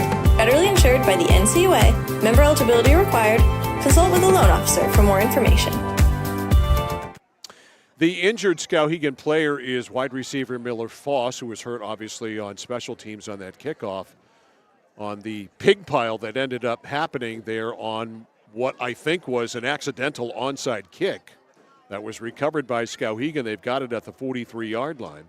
But Foss, with all the human bodies there, he might have come down on the ball. Yeah, he was the one that he rolled. You see him right there. He rolled off immediately. I think he was initially on it, but he's immediately in pain, and I think you're right. I think he landed on the ball. Probably landed on the ball, and then a bunch of bodies landed on him. So Miller Foss being looked at right now, laying flat on his back, and they are working on his midsection, chest area, whatever. He has sat up, Mike. Okay, good. So Foss is sitting up, always a good sign. So a weird start to the second half. The kickoff by Oben as Foss is up, and he will slowly make his way to the bench. That's good to see. Oben with... He's in smiles. That's good to see. What ends up being a longer than normal onside kick, but an effective one for sure. Messalonskee victimized in the second half last week by Preston Roy's highway robbery on a kickoff return as he stripped Drake Brunel of the ball and scored. Now, here in the second half this week, they are the victims of an onside kick that may not have been planned. So here is Jason Oben at quarterback with Aiden Mulcahy behind him. Mulcahy's had a strong first half, and he gets the give. Bounces outside. Mulcahy drags a tackler. Look at him push Drake Brunel like he wasn't even there. Finally up to finish the play off for Messalonskee was 80 Ethan Miller. And again, that's what we talk about. Now all of a sudden, as opposed to Messalonskee getting a chance to respond, he can come out, wear him down, run the ball, pound the rock some more and try and wear him down and put them away. Gain of 8. We'll hold back on that, maybe a gain of 6. Second down and 4. Wristbands checked. Oben in the shotgun, has 2 to the left and 2 to the right. The turn to Gilman. Gilman now at running back, and he breaks one wave of tacklers, but he can't break by Drake Brunel, who stopped him at the 35. Probably for a gain of about a yard. So it'll be third down and a gain of 1. So 3rd and 3 as Foss jogs on the sidelines. And looks like we'll see him again. And I think you're right. He landed on the ball. And anyone who's had the wind knocked out of him, it's not so much the pain. It's just not a fun sensation. You're not moving. You just feel like you panic a little bit. You got to let it wear off. Yeah. That's what you got to do is let it wear off. Oben with Gilman at running back behind him. In the shotgun, 2 and 2. 3rd down and 3. Man coming in motion. The turn, the give to that man, that's Trevor Austin. Austin with speed, but did he get enough? I think he did. As he turned the corner, got inside the 30. And Austin to the 28. That's a first down for Skowhegan. He picked up. He ended up picking up 7. Jeez, and Pete, you said that. I'm sorry. 7 yards on first down. For a first down. So it is first down. 1st and 10 from the 27-yard line of Messalonskee. Clock running, 9:50 to go in the 3rd. It's 13-6, Skowhegan. Oben a keeper all the way.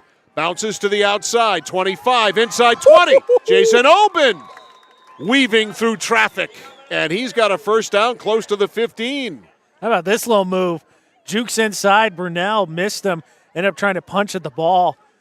That was a nice move. Braden Stewart, the lineman for Messalonskee, slow to get up. He limps back to the huddle. So Skowhegan rolling again. They recover what we think was an accidental onside kick. And they have it 1st and 10 at about the 17-yard line. Jason Oben, 16-yard line. Jason Oben on 1st and 10. Little shovel pass to the inside. Pelletier, it's been there for him. He has to go to the other direction, and he is still going to end up being dropped for a loss. Good pursuit all the way around by the Messalonskee Eagles. LeBlanc on the tackle. Damian LeBlanc makes the stop. No gain on the play. So it'll be 2nd and 10. 2nd and 10 from about the 16. Skowhegan offense checking the sideline. Now to the wristbands. It all means something. Doesn't mean anything to me, but it means something to them. 2nd and 10. Oben sending Austin in motion. Pitches out. Mulcahy trying to get around the corner. Cuts back inside. Good pursuit by the defense. And again on the play for Messalonskee, Damian LeBlanc, who's had a big night. Number 52 for those of you watching our live stream. And LeBlanc stopped him after a gain of 3. It will be 3rd and 7. 7:50 left in the third, 13-6. Skowhegan. 3rd and 7. 3rd and 7. They come out, same formation, 2 and 2, with Mulcahy in the backfield. Oben awaits the snap, checks the sideline very late. A wristband check again. Now still kind of unsure of himself. Snap, turn, give to Mulcahy. He bounces outside. Mulcahy to the corner. Mulcahy to the 5, and he bangs inside the 5. Touchdown! Aiden Mulcahy refusing to go down. Bouncing off tacklers, they bounced off him. He is in from 16, and the lead is 19-6 for Skowhegan. It didn't look like he was going to get the corner, but Mulcahy turns that upfield and just sort of powers his way the last few yards, but takes it in from 12. So 12 yards is officially the distance. And now Oben for the conversion. Foss is the holder, so he is back in the game. The ball is down. The kick is up. The kick is good. And Skowhegan is rolling. Homecoming is going well. 7:13 to go in the third. The score, Skowhegan 20, Messalonskee 6. This is high school football on The Score. Whittemore & Sons, your Coyote tractor dealer. Dependable sales and service for over 50 years. We are located on the Waterville Road in Skowhegan. Sales and service by a family who cares. Notice the price of gas and oil lately? Thinking about a pellet stove? Pellets are a renewable resource that are economical, and pellet stoves don't have to be ugly or loud. Come talk to us at Somerset Stone & Stove. Let us explain why now is the best time to have your pellet stove installed. Wouldn't you love to have a gas stove or fireplace designed for your home? Let Somerset Stone & Stove design and install a Regency gas stove or fireplace that is just right for you. Let us customize your Regency gas stove or fireplace while you enjoy the beauty and warmth. Visit Somerset Stone & Stove in Oakland. Mike Filet, AJ Knight, and our Score crew back here live at Skowhegan High School, where the Skowhegan Riverhawks are in the process of displaying their best performance of the year. That's under there in a catbird seat, too. There's a squibber. And again, it's taken by the same up man, Austin Jones. He's the official receiver of squib kicks. Apparently. That's the third one tonight for him. And it will be a 1st and 10 for Messo at their own 31-yard line with work to do. But still a 1/4 and 7 minutes to work with. Gotta think they had to have talked about a way to jumpstart this passing game. Got to do something about getting the ball down the field. Doucette with Landon Rancourt as his running back, has 2 receivers to the left and 1 to the right. Doucette, a fake handoff, a keeper himself. Look out. He's in the secondary already, 45. And Tatum Doucette has the first down at the 47. He gets into the secondary some quick. And he's also just small enough that you can't find him sometime. I mean, that was quick. Like you said, that's a quick fake, and then he's up the tackle. So a 1st and 10. He's to the 47. That is a 13-yard pickup. 1st and 10 for Doucette. The turn, the handoff to Rancourt, and Rancourt only able to smash over right tackle to the 45-yard line. On the tackle there for Skowhegan was Trey Marshall. Also Thomas Hebert in on the stop. In a pretty good spot. He sure did. Much better than I thought. He's going to set up a 2nd down and 7, and it's a short 7. Believe me. 20-6, Skowhegan in front. Must be an equipment issue. Yeah, coming off is Hebert, who just helped make that tackle. So they got to get a replacement on, and J.J. Howe's going to go in, 53. So Howe in for Hebert.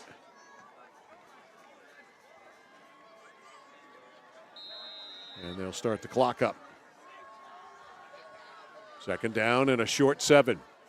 And dropping the ball was Doucette, and you can't reach in a situation like that. Tatum Doucette is lucky he got that ball back. You've got to cover that ball with your body and not reach with your arms, and he is lucky he's got that ball back. That was a turnover waiting to happen, and it's going to be 3rd down and 9. So Skowhegan going in the wrong direction here. 5:45 left in the 3rd quarter, and their offense has been stagnant since the first series of the game when they scored, and it took a heck of a play by Doucette to get him in the end zone. And it was a heck of a play. And out of the game is Doucette, and Finn Minkle is in at quarterback. I say you saw one play thing, or I think take a look here, Mike. You'll see Doucette gets all sorts of twisted around there. That didn't look like it felt very good. A couple bodies landing on it, too. He's coming back in, so it's a one play and done. Finn Minkle ran one play, handed it off, and it is 4th down, 4th and 4 at the 46-yard line. 4th and 4. Actually, no, it's more like 4th and about 3. They're at the 46. They need the 43. Doucette back in at quarterback. Doucette on 4th down, fakes a handoff. He breaks a tackle, gets the first, still going 40, and he's down to the 36. Tatum Doucette kept those legs going even when he was backwards, and he gets the first down. They'll move the sticks. Very important. And he had to break a tackle, like you said, in the backfield. Looked like Skowhegan had a chance to really snuff that one out. 1st and 10. Messalonskee at the 36-yard line of Skowhegan. The right side loaded up. Rancourt the running back. Doucette going to throw it. Has tons of time. Fires right side. Tipped, and caught by Brunel. Touchdown! It was tipped by Denny Martin, and it went right to Brunel, almost like it was called that way. Talk about being in the right place at the right time, and it's a touchdown. Yeah, Cusano had his hands on that. Was it? Yeah, couldn't come down with it, and then it ends up tipping up and going to the hands of Denny Martin. All right, so 0-2 on the tip. So Cusano the tip to Denny Martin. That's fortuitous. And here is Minkle for the conversion. Snap is high. Doucette gets it down. It's up, and it is good. And Messalonskee, they can be a quick strike team, and they do in rather odd fashion there. A ball that was tipped. What are we looking at here? That's the replay of the touchdown. I point out to you, as you see, 15 for Messalonskee was slow to get up. Mulcahy picked him up, and he is gingerly walking to the sideline. Let's get a look on the Midstate Machine replay of the touchdown again if we can. You got it. All right, so here we go. Doucette had tons of time, fired it. The tip. How about that? Tipped. Like they drew it up, right? But that's how the same way the onside kick at the open second half was drawn up. So is that touchdown pass. So that closes the gap to 20-13. What do we have for yardage on that touchdown? Do you know? 36. So Martin, a 36-yard TD reception with an assist to Cusano. Messo goes 69 yards. And it comes at 7:54. A lot of football to play. And the Eagles ready to kick off. Here's Minkle. Short kick, and running up is Pelletier. Pelletier breaks a tackle, 30, 35, and he is finally shut down, but not before he gets to the 38-yard line. That's a 21-yard return. And it'll be 1st and 10 for the Skowhegan Riverhawks from their own 38.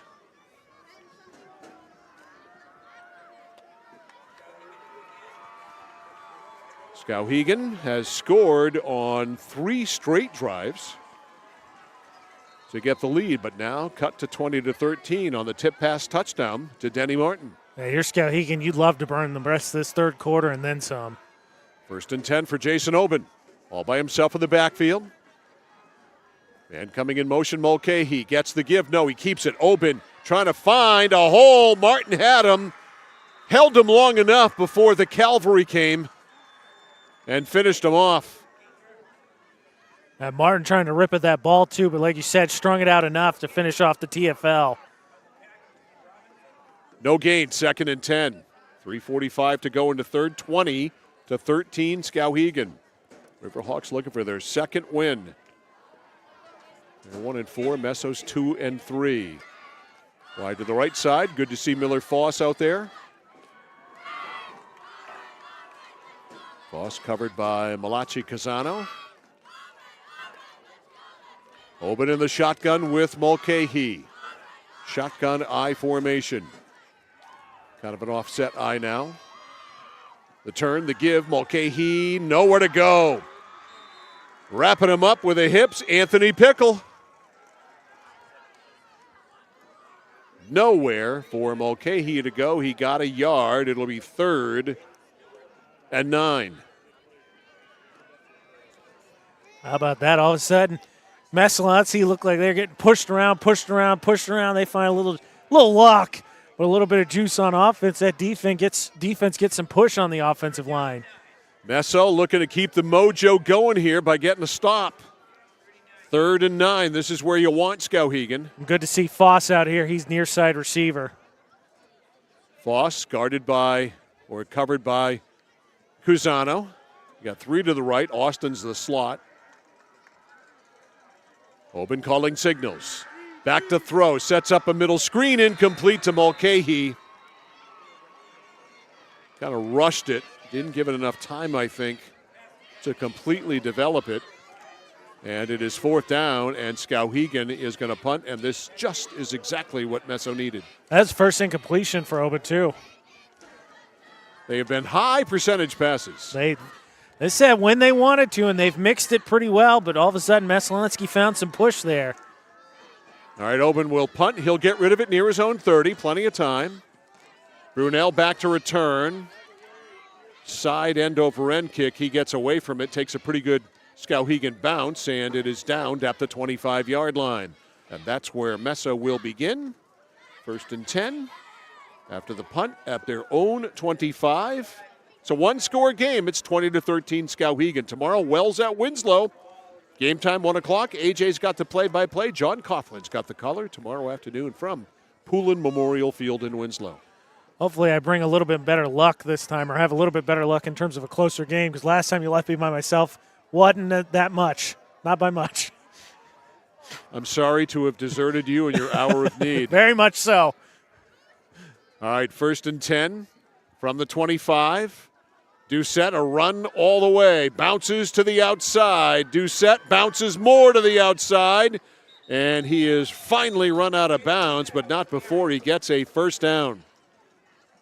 He has been their only offense tonight, other than that tip drill touchdown that they got. Nothing else has been there. They marked him just short, Mike. Okay, so a gain of 9.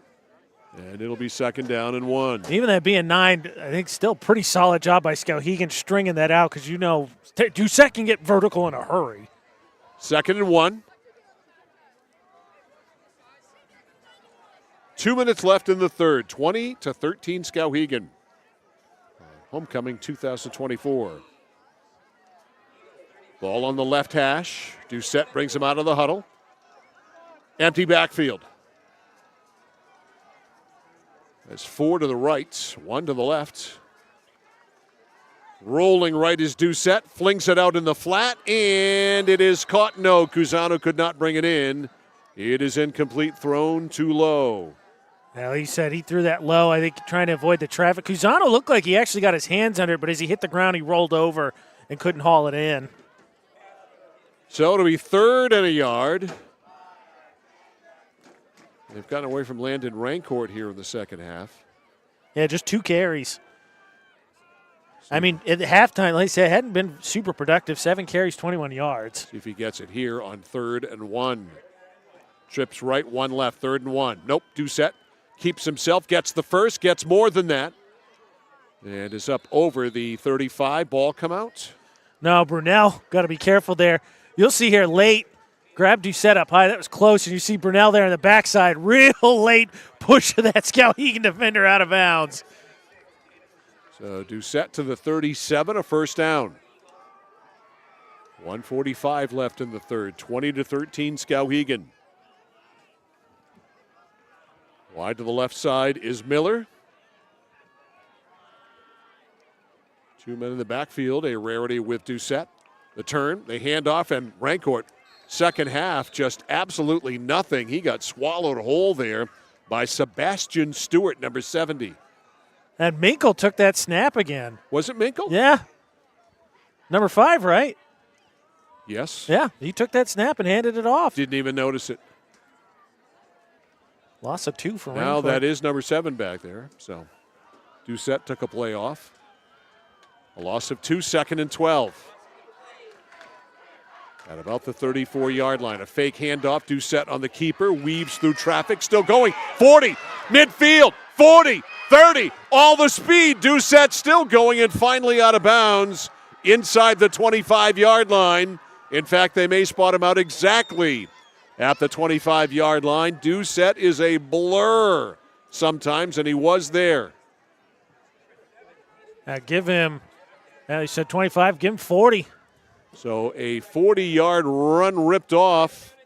Doucette's got a 55-yard touchdown run, a 40-yarder there, 1st and 10 from the Skowhegan 25, and Meso in business, final 40 seconds of the third. And now we have the referee stopping the clock with 32 seconds left. I don't know why. He stepped out of bounds. Okay.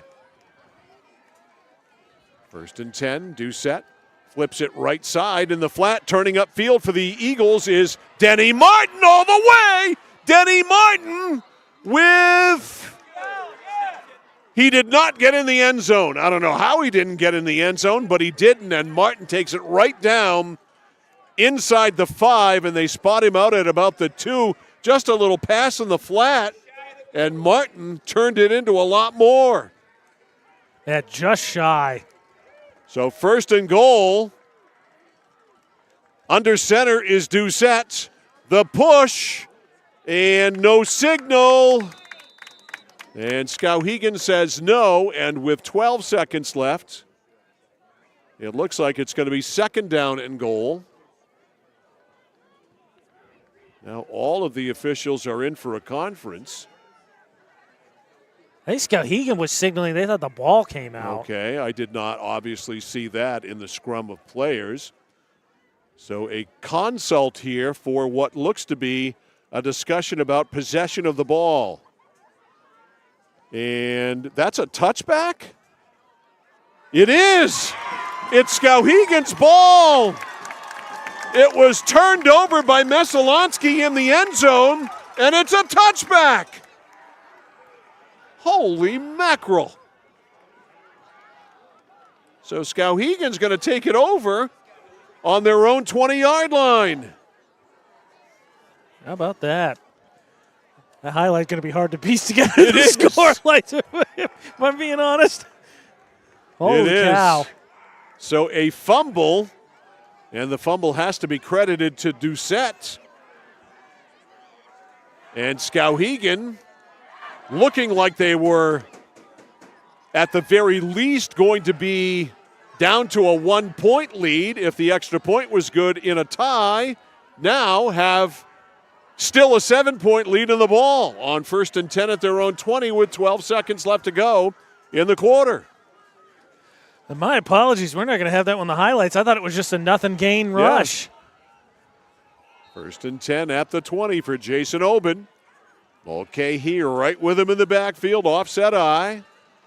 Gives it to him on a late handoff, and he burrows up over the 25 to the 27. That'll do it for the third quarter. Fourth quarter looking like a dandy. We have finished 3 in Skowhegan on homecoming night at Reggie Clark Memorial Field. The score after 3 is Skowhegan 20 and Messalonskee 13. You're watching and listening to high school football on The Score. Discover the printing experience you've been searching for at SBS Carbon Copy on 54 Main Street in Waterville. Tired of getting lost in big box stores? Whether you need unique business cards or large format printing up to 44 inches wide customized invitations that scream you, we've got it all. Our team is here to print, copy, or scan with a smile. Fast, affordable, and with a touch of personality. Don't settle for ordinary. Dash over to mainprintingservices.com where printing's personal, not puzzling. Third quarter breakdown brought to you by 201 Service in Skowhegan, Maine's trusted towing and recovery partner since 1984. Each team scored a touchdown in the third period. Mulcahy a 12-yard run. Oben with the extra point, 4:47 in. Skowhegan led by 2 scores, 20-14. And then a wacky play, a pass from Tatum Doucette. It was tipped as it was going downfield to Malachi Cusano. He tipped it. It went right into the hands of tight end Dennis Martin right behind Cusano. He took it in for the score. Finn Minkle with a conversion. That's the way we stand right now, 20-13, having just had a big fumble committed by the Messalonskee Eagles going into the end zone. That is our third quarter breakdown brought to you by 201 Service in Skowhegan. I didn't even see it, and again, I apologize. That one's not going to be in the highlights. I didn't hit it. I thought it was. I was making sure to do the math on the Denny Martin catch. Before that, not the touchdown, he had another big catch to get him down to the 1 and just missed it. And apparently in that sneak, didn't get his hands on the ball. Did not. Second down and goal at the 3. It was recovered in the end zone by Skowhegan. Oben, nowhere to go. Stopped cold. And it'll be third down. After the game, we'll pick our score player of the game. That score player of the game will get the Flagship Cinemas swag bag. Consistent pricing and premium cinema experience at Flagship Cinemas on Kennedy Drive in Waterville. So 3rd and 3. No gain on that one. Good push by the Eagles. Well, Messalonskee with a chance for another stop and to force another change of possession. That is a big third down. Skowhegan. Messalonskee's cooking. You got a little bit of a break with that fumble. You got to take some clock. Oben, 2 and 1. He rolls to the left. Shovel pass, and Mulcahy is absolutely eaten alive. Leading the charge there for Messo, 77, Anthony Pickle. You put Oben in a pickle. That's a good stand up there. Mulcahy falls forward. That's a first down. Instead, they stand him up and keep it at 2 when they needed 3. So it's 4th down. We've had basically a penalty-free game since, the first quarter, maybe early in the second? Yeah, there was the hold on that touchdown sweep, and that's it. So on 4th down, Oben dropping back in punt formation. Nobody's dropped back as a safety yet. How about this? Mulcahy, 3 catches, 6 yards. Shovel passes.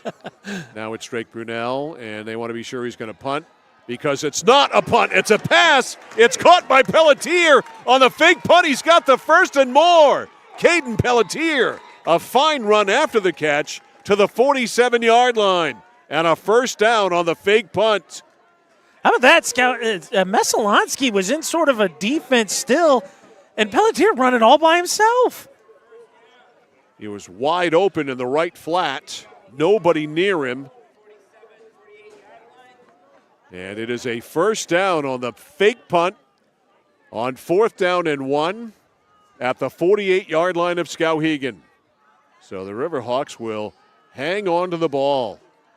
10 minutes left in the 4th. Oben calling signals, gets the football, hands to Mulcahy. Lots of room left side. Midfield stops against the grain.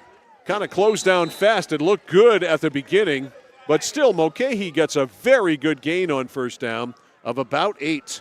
That kind of surprised you watch the Mid-State Machine instant replay as you describe it. I think Mulcahy had a chance to potentially stick his hand in the face of Brunel and get that edge, and instead thought, you know what, no, I'm going to lower the shoulder and see how that works for me. Give him 9. So 2nd and 1. Skowhegan and Messalonskee Real Estate at the 44.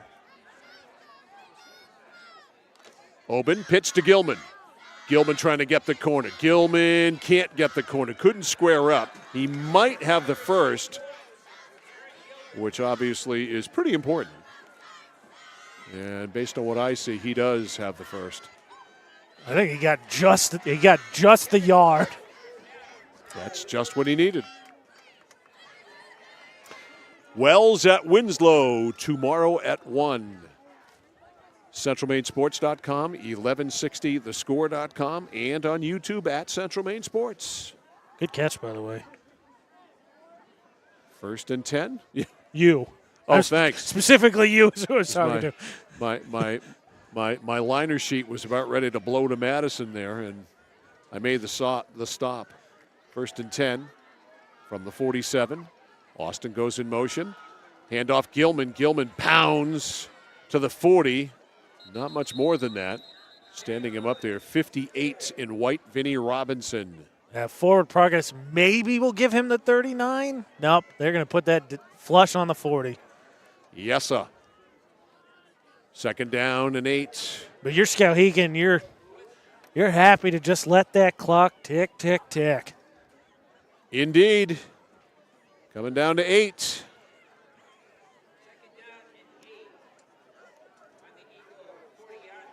Second down and 8 from the 40. Oben. Shotgun eye formation. The turn, the give to Mulcahy, not so much. Able to pound ahead for maybe 3. See where they spot him. Nope, they're going to give him 2. They're just slugging away 2 yards at a time. So 3rd and 6. Now here's a question for you, Mike. How much do you have to gain here to go for it on 4th down? Because obviously lurking out there is the chance to pin him deep, make him have to drive the whole field. I'm going for it. You're He's going gambled for it? all. Brad Sear gambled last time. Good catch. Thank you. Brad Sear gambled last time on 4th down. Went for the fake punt. Got it. I like it. Be aggressive. I think this is 2-down territory. Here's Jason Oben. 2 to the right. Mulcahy the back.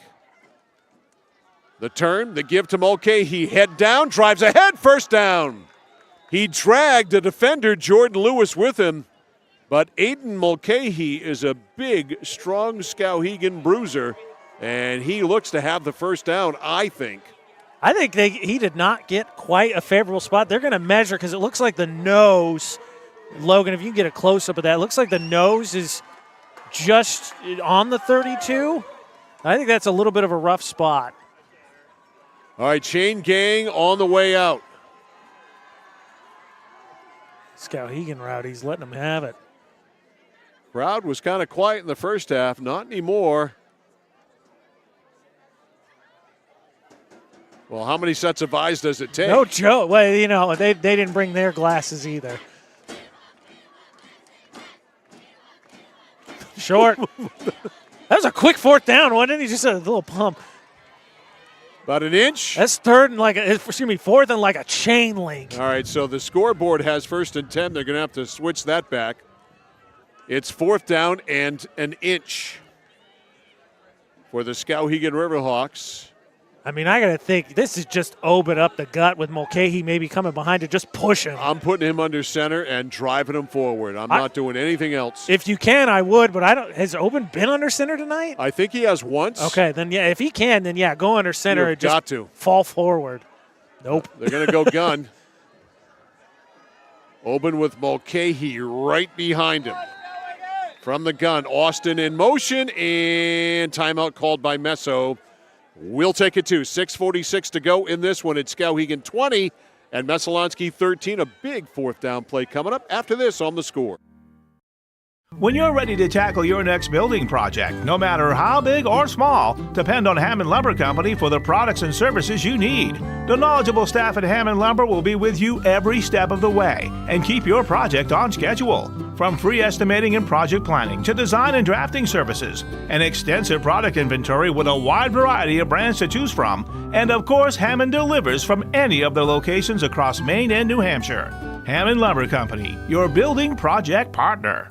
At Central Maine Community College, your future is our priority. I'm going to be a preschool teacher. An HVAC technician. Pediatric nurse. Whether your college journey is starting here, I'm going to be an architect. Physical therapist. I'm going to be a lawyer. Or we're a stop along the way. I'm going to be a doctor. A machinist. Honestly, not 100% sure yet. With over 40 programs, I'm going to be a graphic designer. An athletic trainer. There is something for everyone. CMCC. Your future starts here. For us, it's a family business that is steeped in tradition. You know, our relationship with Waterville goes back a long ways. Over the years, we've been fortunate enough to grow, and we've been able to grow with the town. We look at the work that we do as something bigger than just the sale of a car or the servicing of an automobile. We're here to be a part of something bigger than just ourselves by giving back to the community with our time and our energy, because it's all about taking care of people.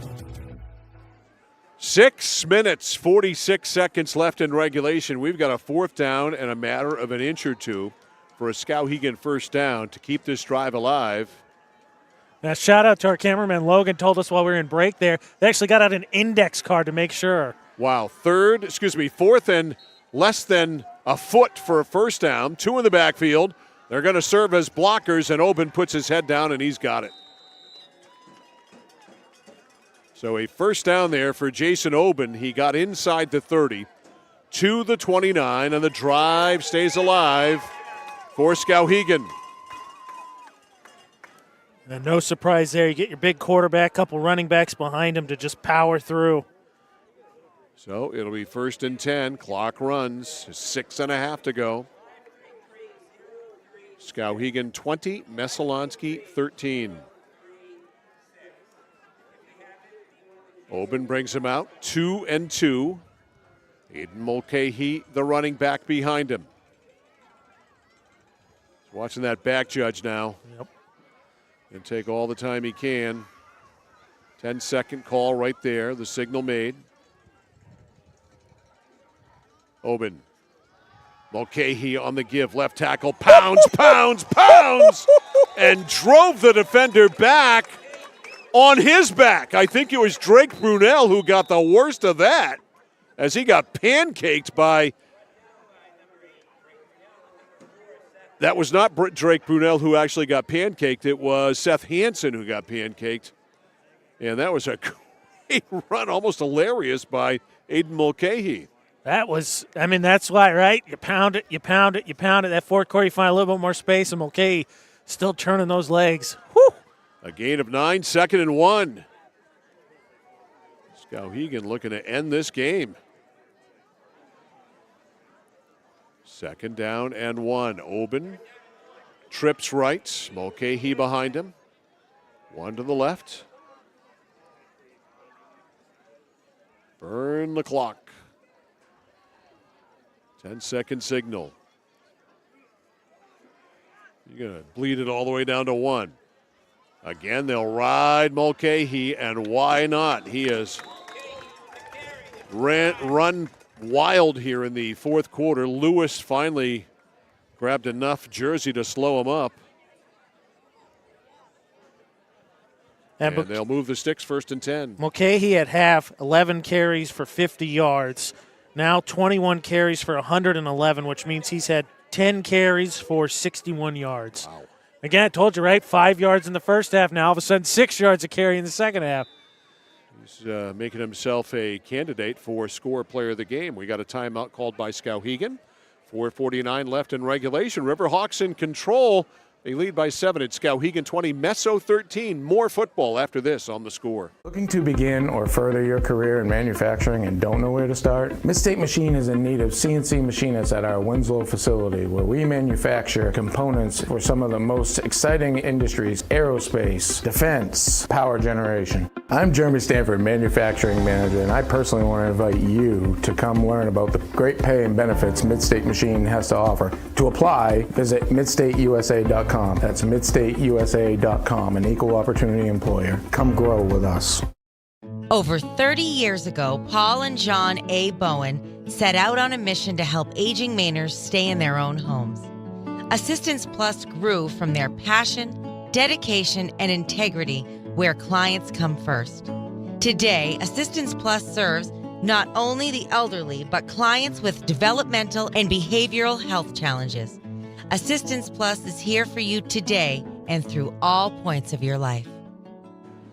Well, week 6 of the high school football season has seen these Skowhegan Riverhawks play perhaps their best all-around game of the year, and they lead at 20-13, and they are trying, if they can finish this drive off, to, for all intents and purposes, finish the game. At 1st and 10 from the 14, obviously now you're 100% in 4-down territory. And they're already implemented. They're going to run here, get the clock starting, and then wait for that 10-second count on 2nd down. Aiden Mulcahy, the running back, behind Jason Oben. 2-2. When it comes to receivers, Austin in motion, and they fake the jet sweep to him. It's Oben on the carry. He drags a tackler for a while, and finally Braden Stewart able to slow him down enough for help to arrive. But Jason Oben able to pick up yard-ish. Yeah, I'd call that a yard. Yard or so. So 2nd down and 9. Riverhawks in no hurry. Like I said, more importantly, right, getting that clock rolling. Check of the wristbands. 2nd and 9 from the 13. Oben. Mulcahy right to his left.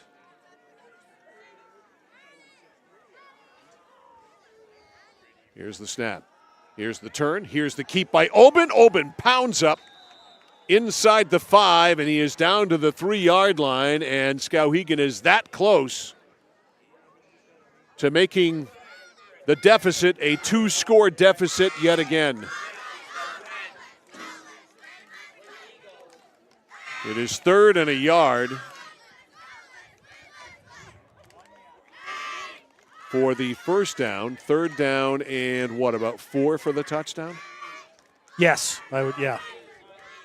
We'll run with that. Yeah, because the ball, I think, is just inside the 5. Line of scrimmage was the 13. So Oben with Mulcahy right behind him. 3rd down and 1.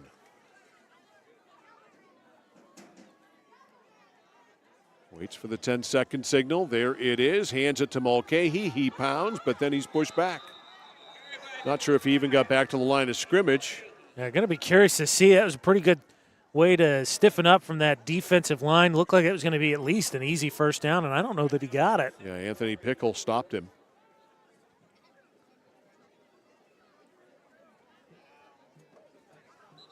Yeah, based on the spot, I don't think so. They're going to look it over.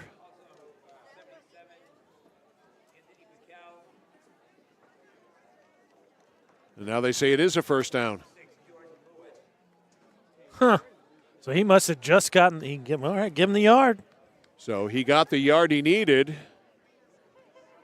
And so now the clock will begin, and it's 1st and goal. So 1st and goal, 3 yards to go for the Riverhawks. And remember, Messalonskee's burned a timeout, so they've only got 2 and potentially going down 2 scores here. To make this a 2-score game. 1st and goal. at the 4-yard line. Mulcahy the back. Trips right, one to the left for what it's worth. Oben milks the clock. It's down to 2:10. 10-second signal. Oben calling signals. Calls for the ball. Hands to Mulcahy. He is in. Touchdown. Aiden Mulcahy, a 3-yard score, and it's 26-13. How about that? Just wearing him down. Give him 115 yards in his third touchdown of the day. So Mulcahy scores with exactly 2 minutes left to go in regulation. And here is Oben for the conversion. Skowhegan goes 80 yards. After the fumble recovered in the end zone, the extra point is no good, but with 2 minutes to go, Riverhawks are in that catbird seat. The score is Skowhegan 26 and Messalonskee 13. You're watching and listening to high school football on The Score. At Hite Chevrolet in Skowhegan, our family is here for your family. And our family has been providing affordable, reliable transportation to families in central and western Maine for 113 years. You don't have that kind of longevity in the car business without building strong, trusting relationships with customers from one generation to the next. Whether you're looking for new or pre-owned, financing, or special incentives, your shopping experience is always stress-free at Hite Chevy. Hite Chevrolet on Madison Avenue as you turn into Skowhegan. You'll also find the Hite family of dealerships in Madison and Farmington. 2 minutes left. And it's going to take one whale of a comeback for the Messalonskee Eagles to avoid going to 2-4. Who would have thought that at the beginning of the season? I'll eat crow on that one. Same. Talked to a lot of people, especially up in Bangor, talked a lot of smack about Coney, Messo, and Lawrence. All right, here's the kick. And that's going to go out of bounds, and Messo can either take it at the 35 or have him kick it again. I suspect they'll take it at the 35. How about that? Just the second penalty of the game, both of them on Skowhegan.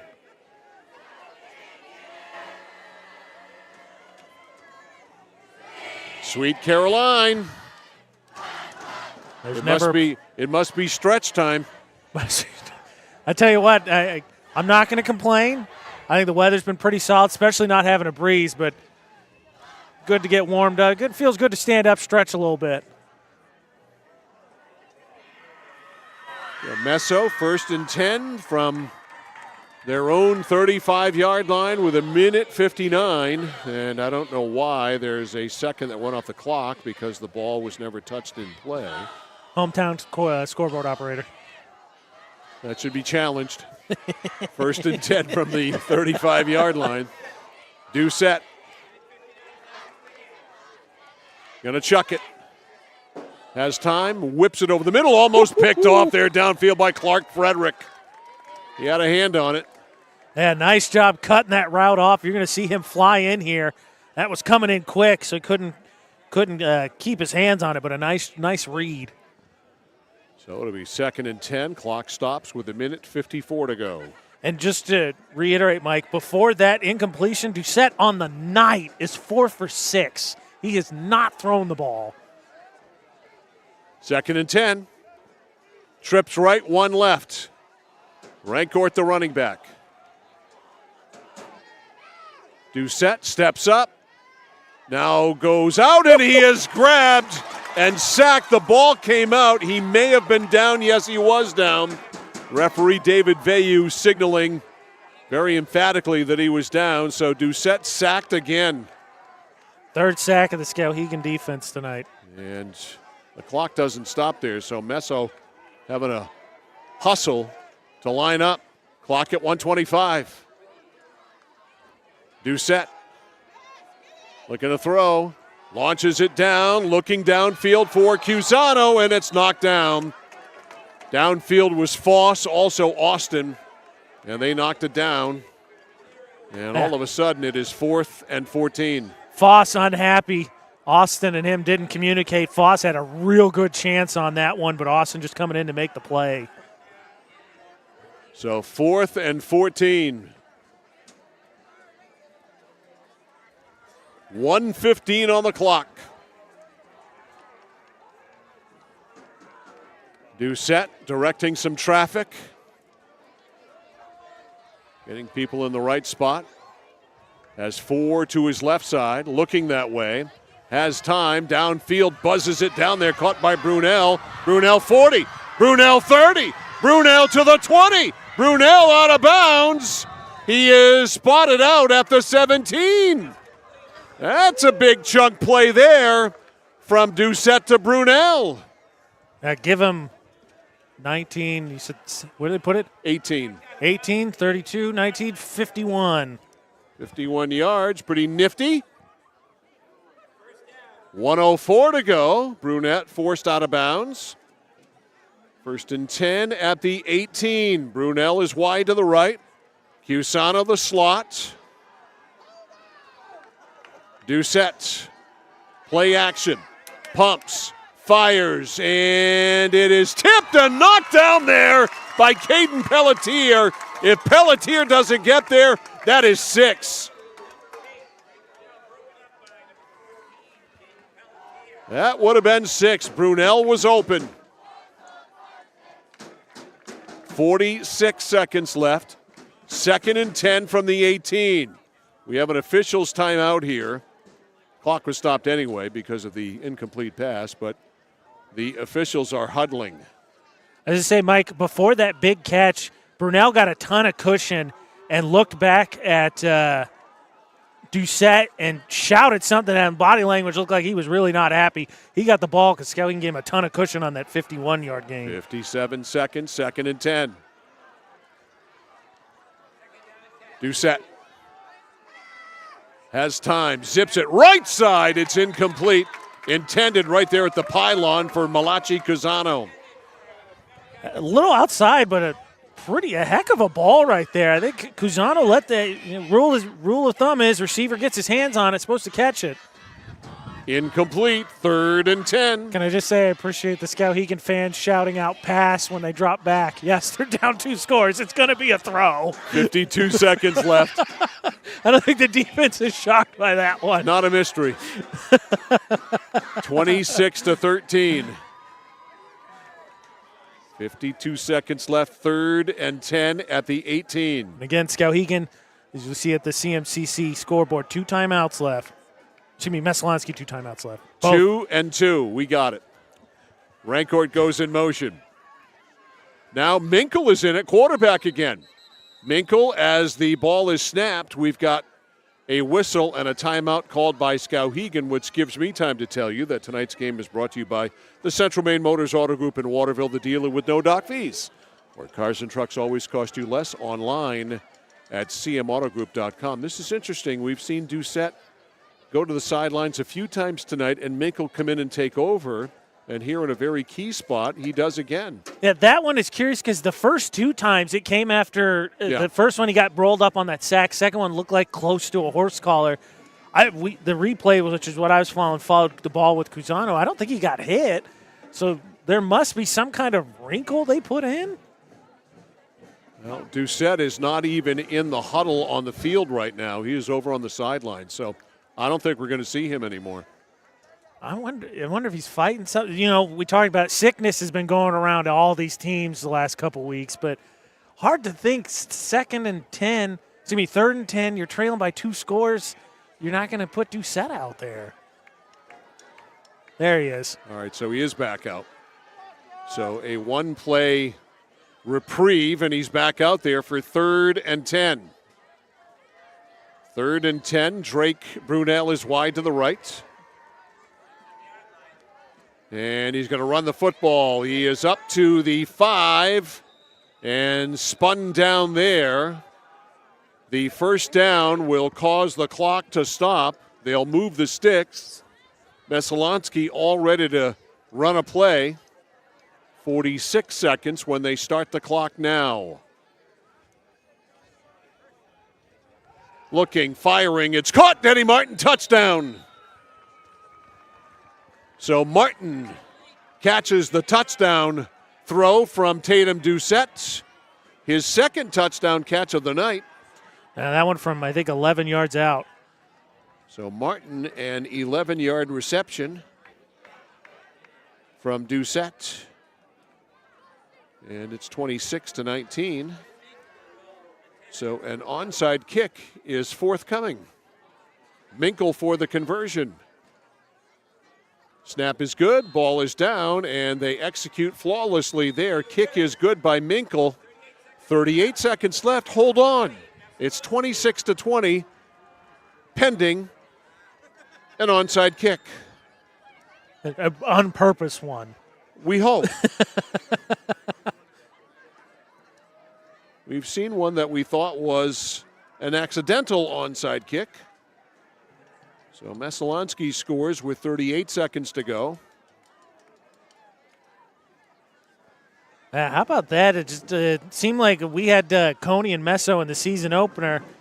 Apparently the Cardiac Eagles like to wait until they get into crunch time and start finding out some mojo, because even against Lawrence last week, they got down pretty quick and then ended up making a game of it till highway robbery from Preston Roy.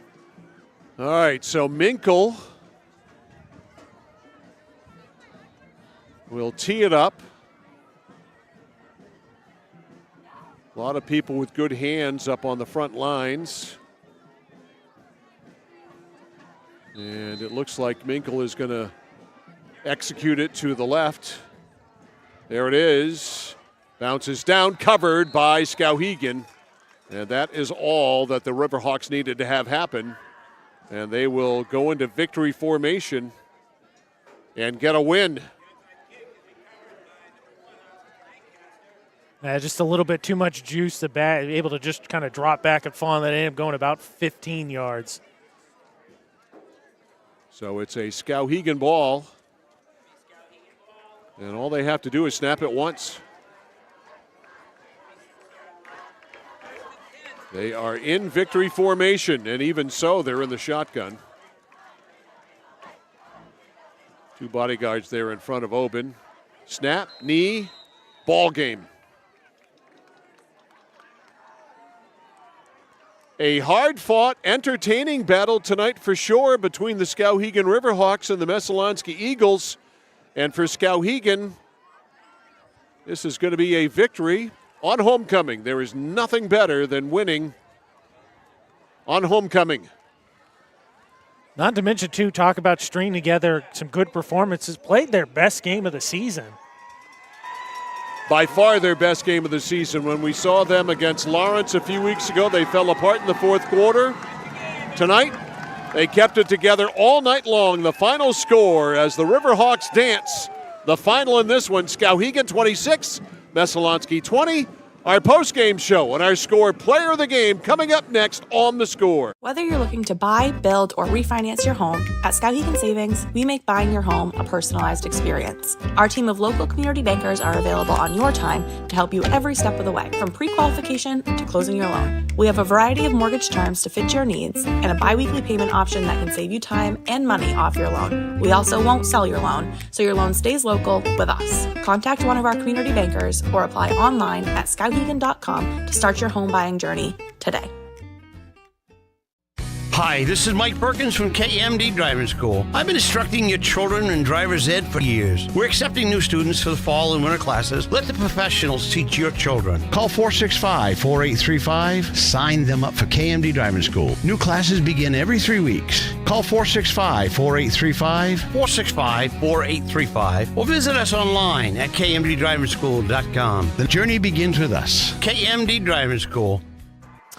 Mike Violet and AJ Knight and our Score crew back here post-game at Reggie Clark Memorial Field in Skowhegan. The Skowhegan Riverhawks, they are a crazy celebrating bunch down in the end zone to our left as they win it tonight by a score of 26-20. And early on, it looked as if Tatum Doucette was going to do all kinds of Tatum Doucette type things.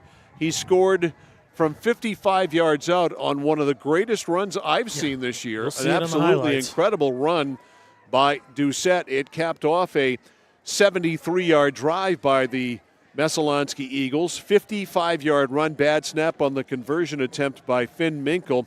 But it was 6-0 there, Messalonskee, and you're thinking, wow. Go ahead. I was just saying, before we break down the game and show all the highlights, probably The break fourth down quarter the fourth breakdown. quarter. Just Yeah. Give me back that sheet that I just gave you there. You got it. Because my brain is so feeble. Mike's already thinking about homecoming celebrations, where he's going to get dinner. The fourth quarter breakdown is brought to you by 201 Service in Skowhegan, Maine's trusted towing and recovery partner since 1984. All right, in the fourth quarter, hold on. Going to get the cold hands to work here. In the fourth quarter, it was a great fourth quarter. A lot of suspense, a lot of drama. Each team scored a touchdown. Mulcahy, a 3-yard run, capped an 80-yard drive. That came with exactly 2 minutes left in the quarter. And the conversion by Oben was good, 26-13 there. Messo with a late touchdown on an 11-yard pass from Doucette to Denny Martin. Finn Minkle with the conversion, 26-20. Then we had an onside kick recovered by Skowhegan, and that was that. So our fourth quarter breakdown is brought to you by 201 Service in Skowhegan, Maine's trusted towing and recovery partner since 1984. It's a good, entertaining ball game for sure. I think fairly well played. Not many penalties in this game. 2 total penalties, 1 turnover. But give it up to the Skowhegan defense, which was able to keep Tatum Doucette in check after that first quarter touchdown run. Yeah, so he picks up 55, like you said, as you saw the highlight on that touchdown run. Has 2 carries, 59 yards. Looking like it's going to be another monster night for Doucette. And then he finishes his first 2 carries, 59 yards, a touchdown. He finishes at half, 7 carries for 39 yards. 2 sacks. They had the bad snap. On the night, he had a fall on a snap. He got sacked again, loses the fumble. He finished with 118 yards on 16 carries, but I don't want to say it came too late.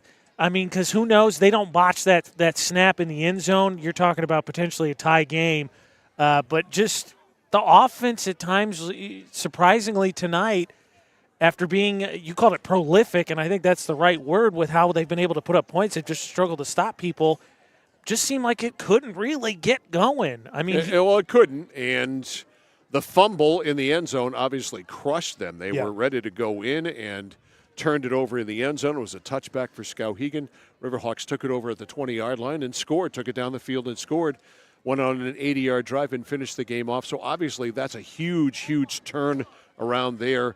But Messalonskee is misfiring. There is something missing. Blair Doucette talked before the game about a goal of forcing 2 turnovers. Well, so much for that. The problem tonight was a turnover and was a stagnant offense that did not get itself untracked at all. Doucette broke 3 for the 55. They had the kind of funky touchdown from Doucette that was tipped by Cusano, caught by Denny Martin for the touchdown. Then the late kind of garbage time touchdown to make the score look better. But what we thought was going to be a very promising Messalonskee season now is at 2-4, and they're frankly a mess. Yeah, well, because to your point, this is I think this is the third Eagles game we've had, and I think it's the second one where we've gone into halftime and thought, that's not what I thought we were going to get out of them offensively. Against Coney, they just seemed to be, they didn't want to throw the ball tonight. Didn't want to throw the ball. I mean, at halftime, Doucette was 2 for 3. 2 for 3 for 11 yards on the night. He finished 6 for 12 for 133 yards and 2 touchdowns. Had 118 on the ground, lost the fumble, was sacked a few times. But just it was Doucette left, Doucette right. Seemed like they tried to really get Raincourt going in the first half. He finished 21 yards on 7 carries. Just couldn't do so. And then potentially, again, that game I think obviously looks different if they don't lose that fumble. But Skowhegan does what they needed to do after, effort on defense and maybe a little bit of a break as well. Go down, milk the clock, go up 2 scores. Nobody getting open downfield either when they throw the ball. When they did go back and throw, even Brunel didn't get open very much. Yeah. The touchdown, again, the tip from Cusano to Martin, again, that was a fluky play. But the guy who you thought he was going to throw it to, Drake Brunel, wasn't able to get open. Nobody else can get open, and nobody else made any plays. The only plays that were made tonight by Messo were by Tatum Doucette. Nobody else made a play at all. Yeah, and then on the other side, just steady. Oben finishes 72 yards, loses 5 on the kneel down on 14 carries, so 13 for 77 before that touchdown. Efficient night. 9 for 10 passing the ball for 64 yards, and a touchdown. I mean, not eye-popping passing numbers, but does enough. And then in the second half, they went to Mulcahy. He finished 115 yards, 2 touchdowns on the ground. He caught the touchdown that Oban threw. So Aiden Mulcahy is our score player of the game. Aiden Mulcahy had an outstanding night, a slow start, but slowly he built himself. And so he is our score Flagship Cinemas player of the game. He gets the Flagship Cinemas bag of swag, which includes a bag from Central Maine Community College filled with a ticket to go to the movies to Flagship Cinemas, and also the Score T-shirt and a fabulous Score player of the game. Here comes my favorite highlight, I think. So he scored that touchdown. I think that was about 12 yards. We waited. This one right here encapsulates the night for Skowhegan. Yeah, look at 1, 2. Boom. And feel for Hansen, who was the second one there. He had to go off after that, but just that's what Mulcahy and Oban did tonight.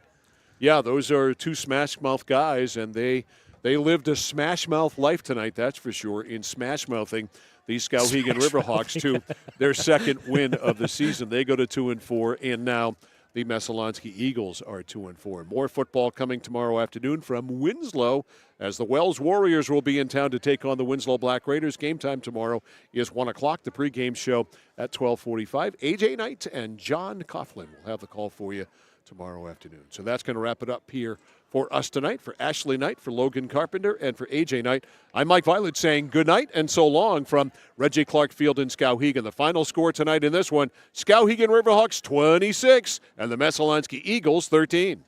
20. 20. Sorry, 20.